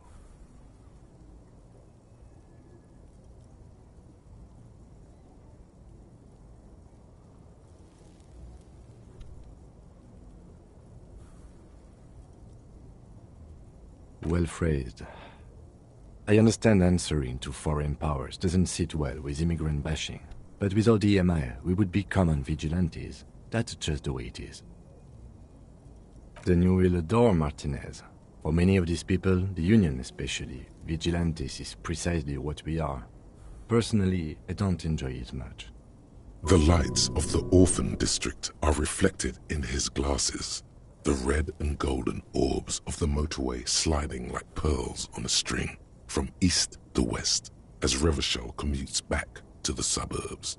Tomorrow is Tuesday. Monday is over. The dying lights of the city shimmer below. Slowly, like luminous clouds, they pass on his lenses. The lieutenant looks at his slim cigarette, contemplating the next drag.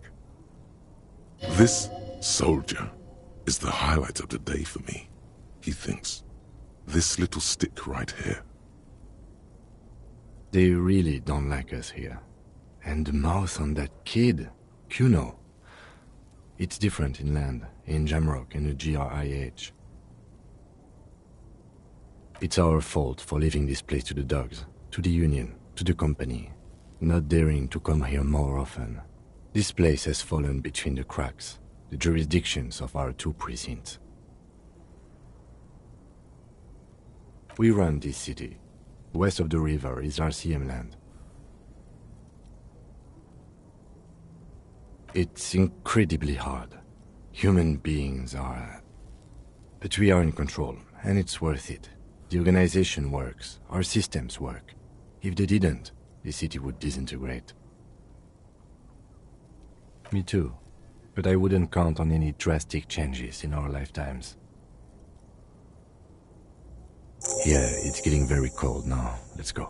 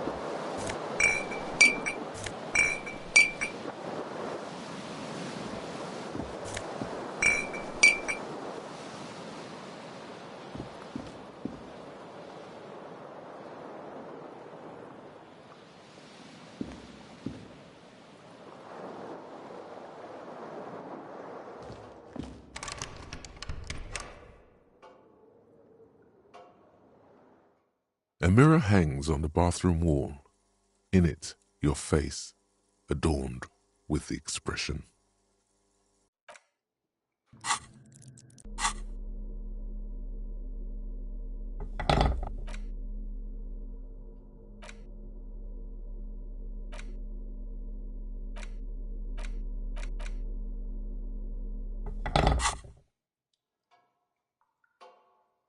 A mirror hangs on the bathroom wall.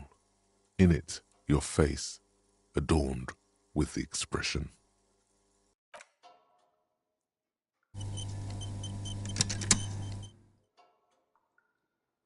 A mirror hangs on the bathroom wall.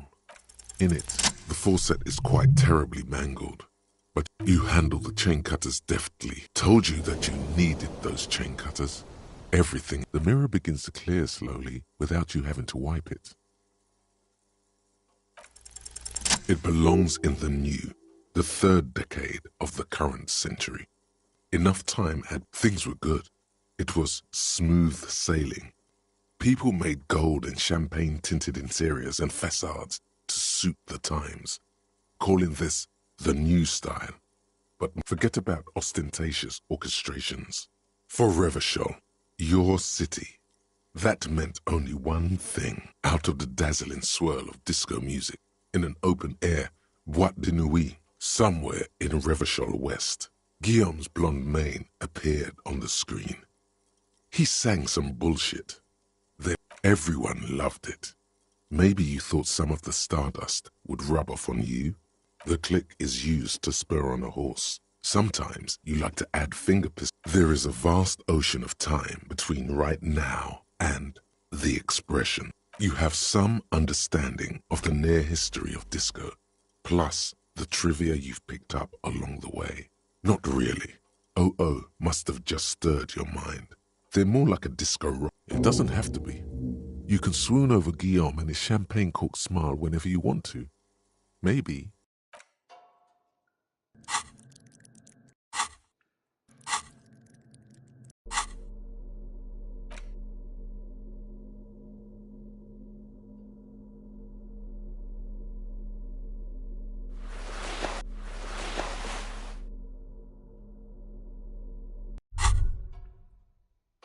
The pockets of these new jeans are perfect for sticking your hand into. Hey, it's a chewing gum wrapper. By the way, the raw materials were...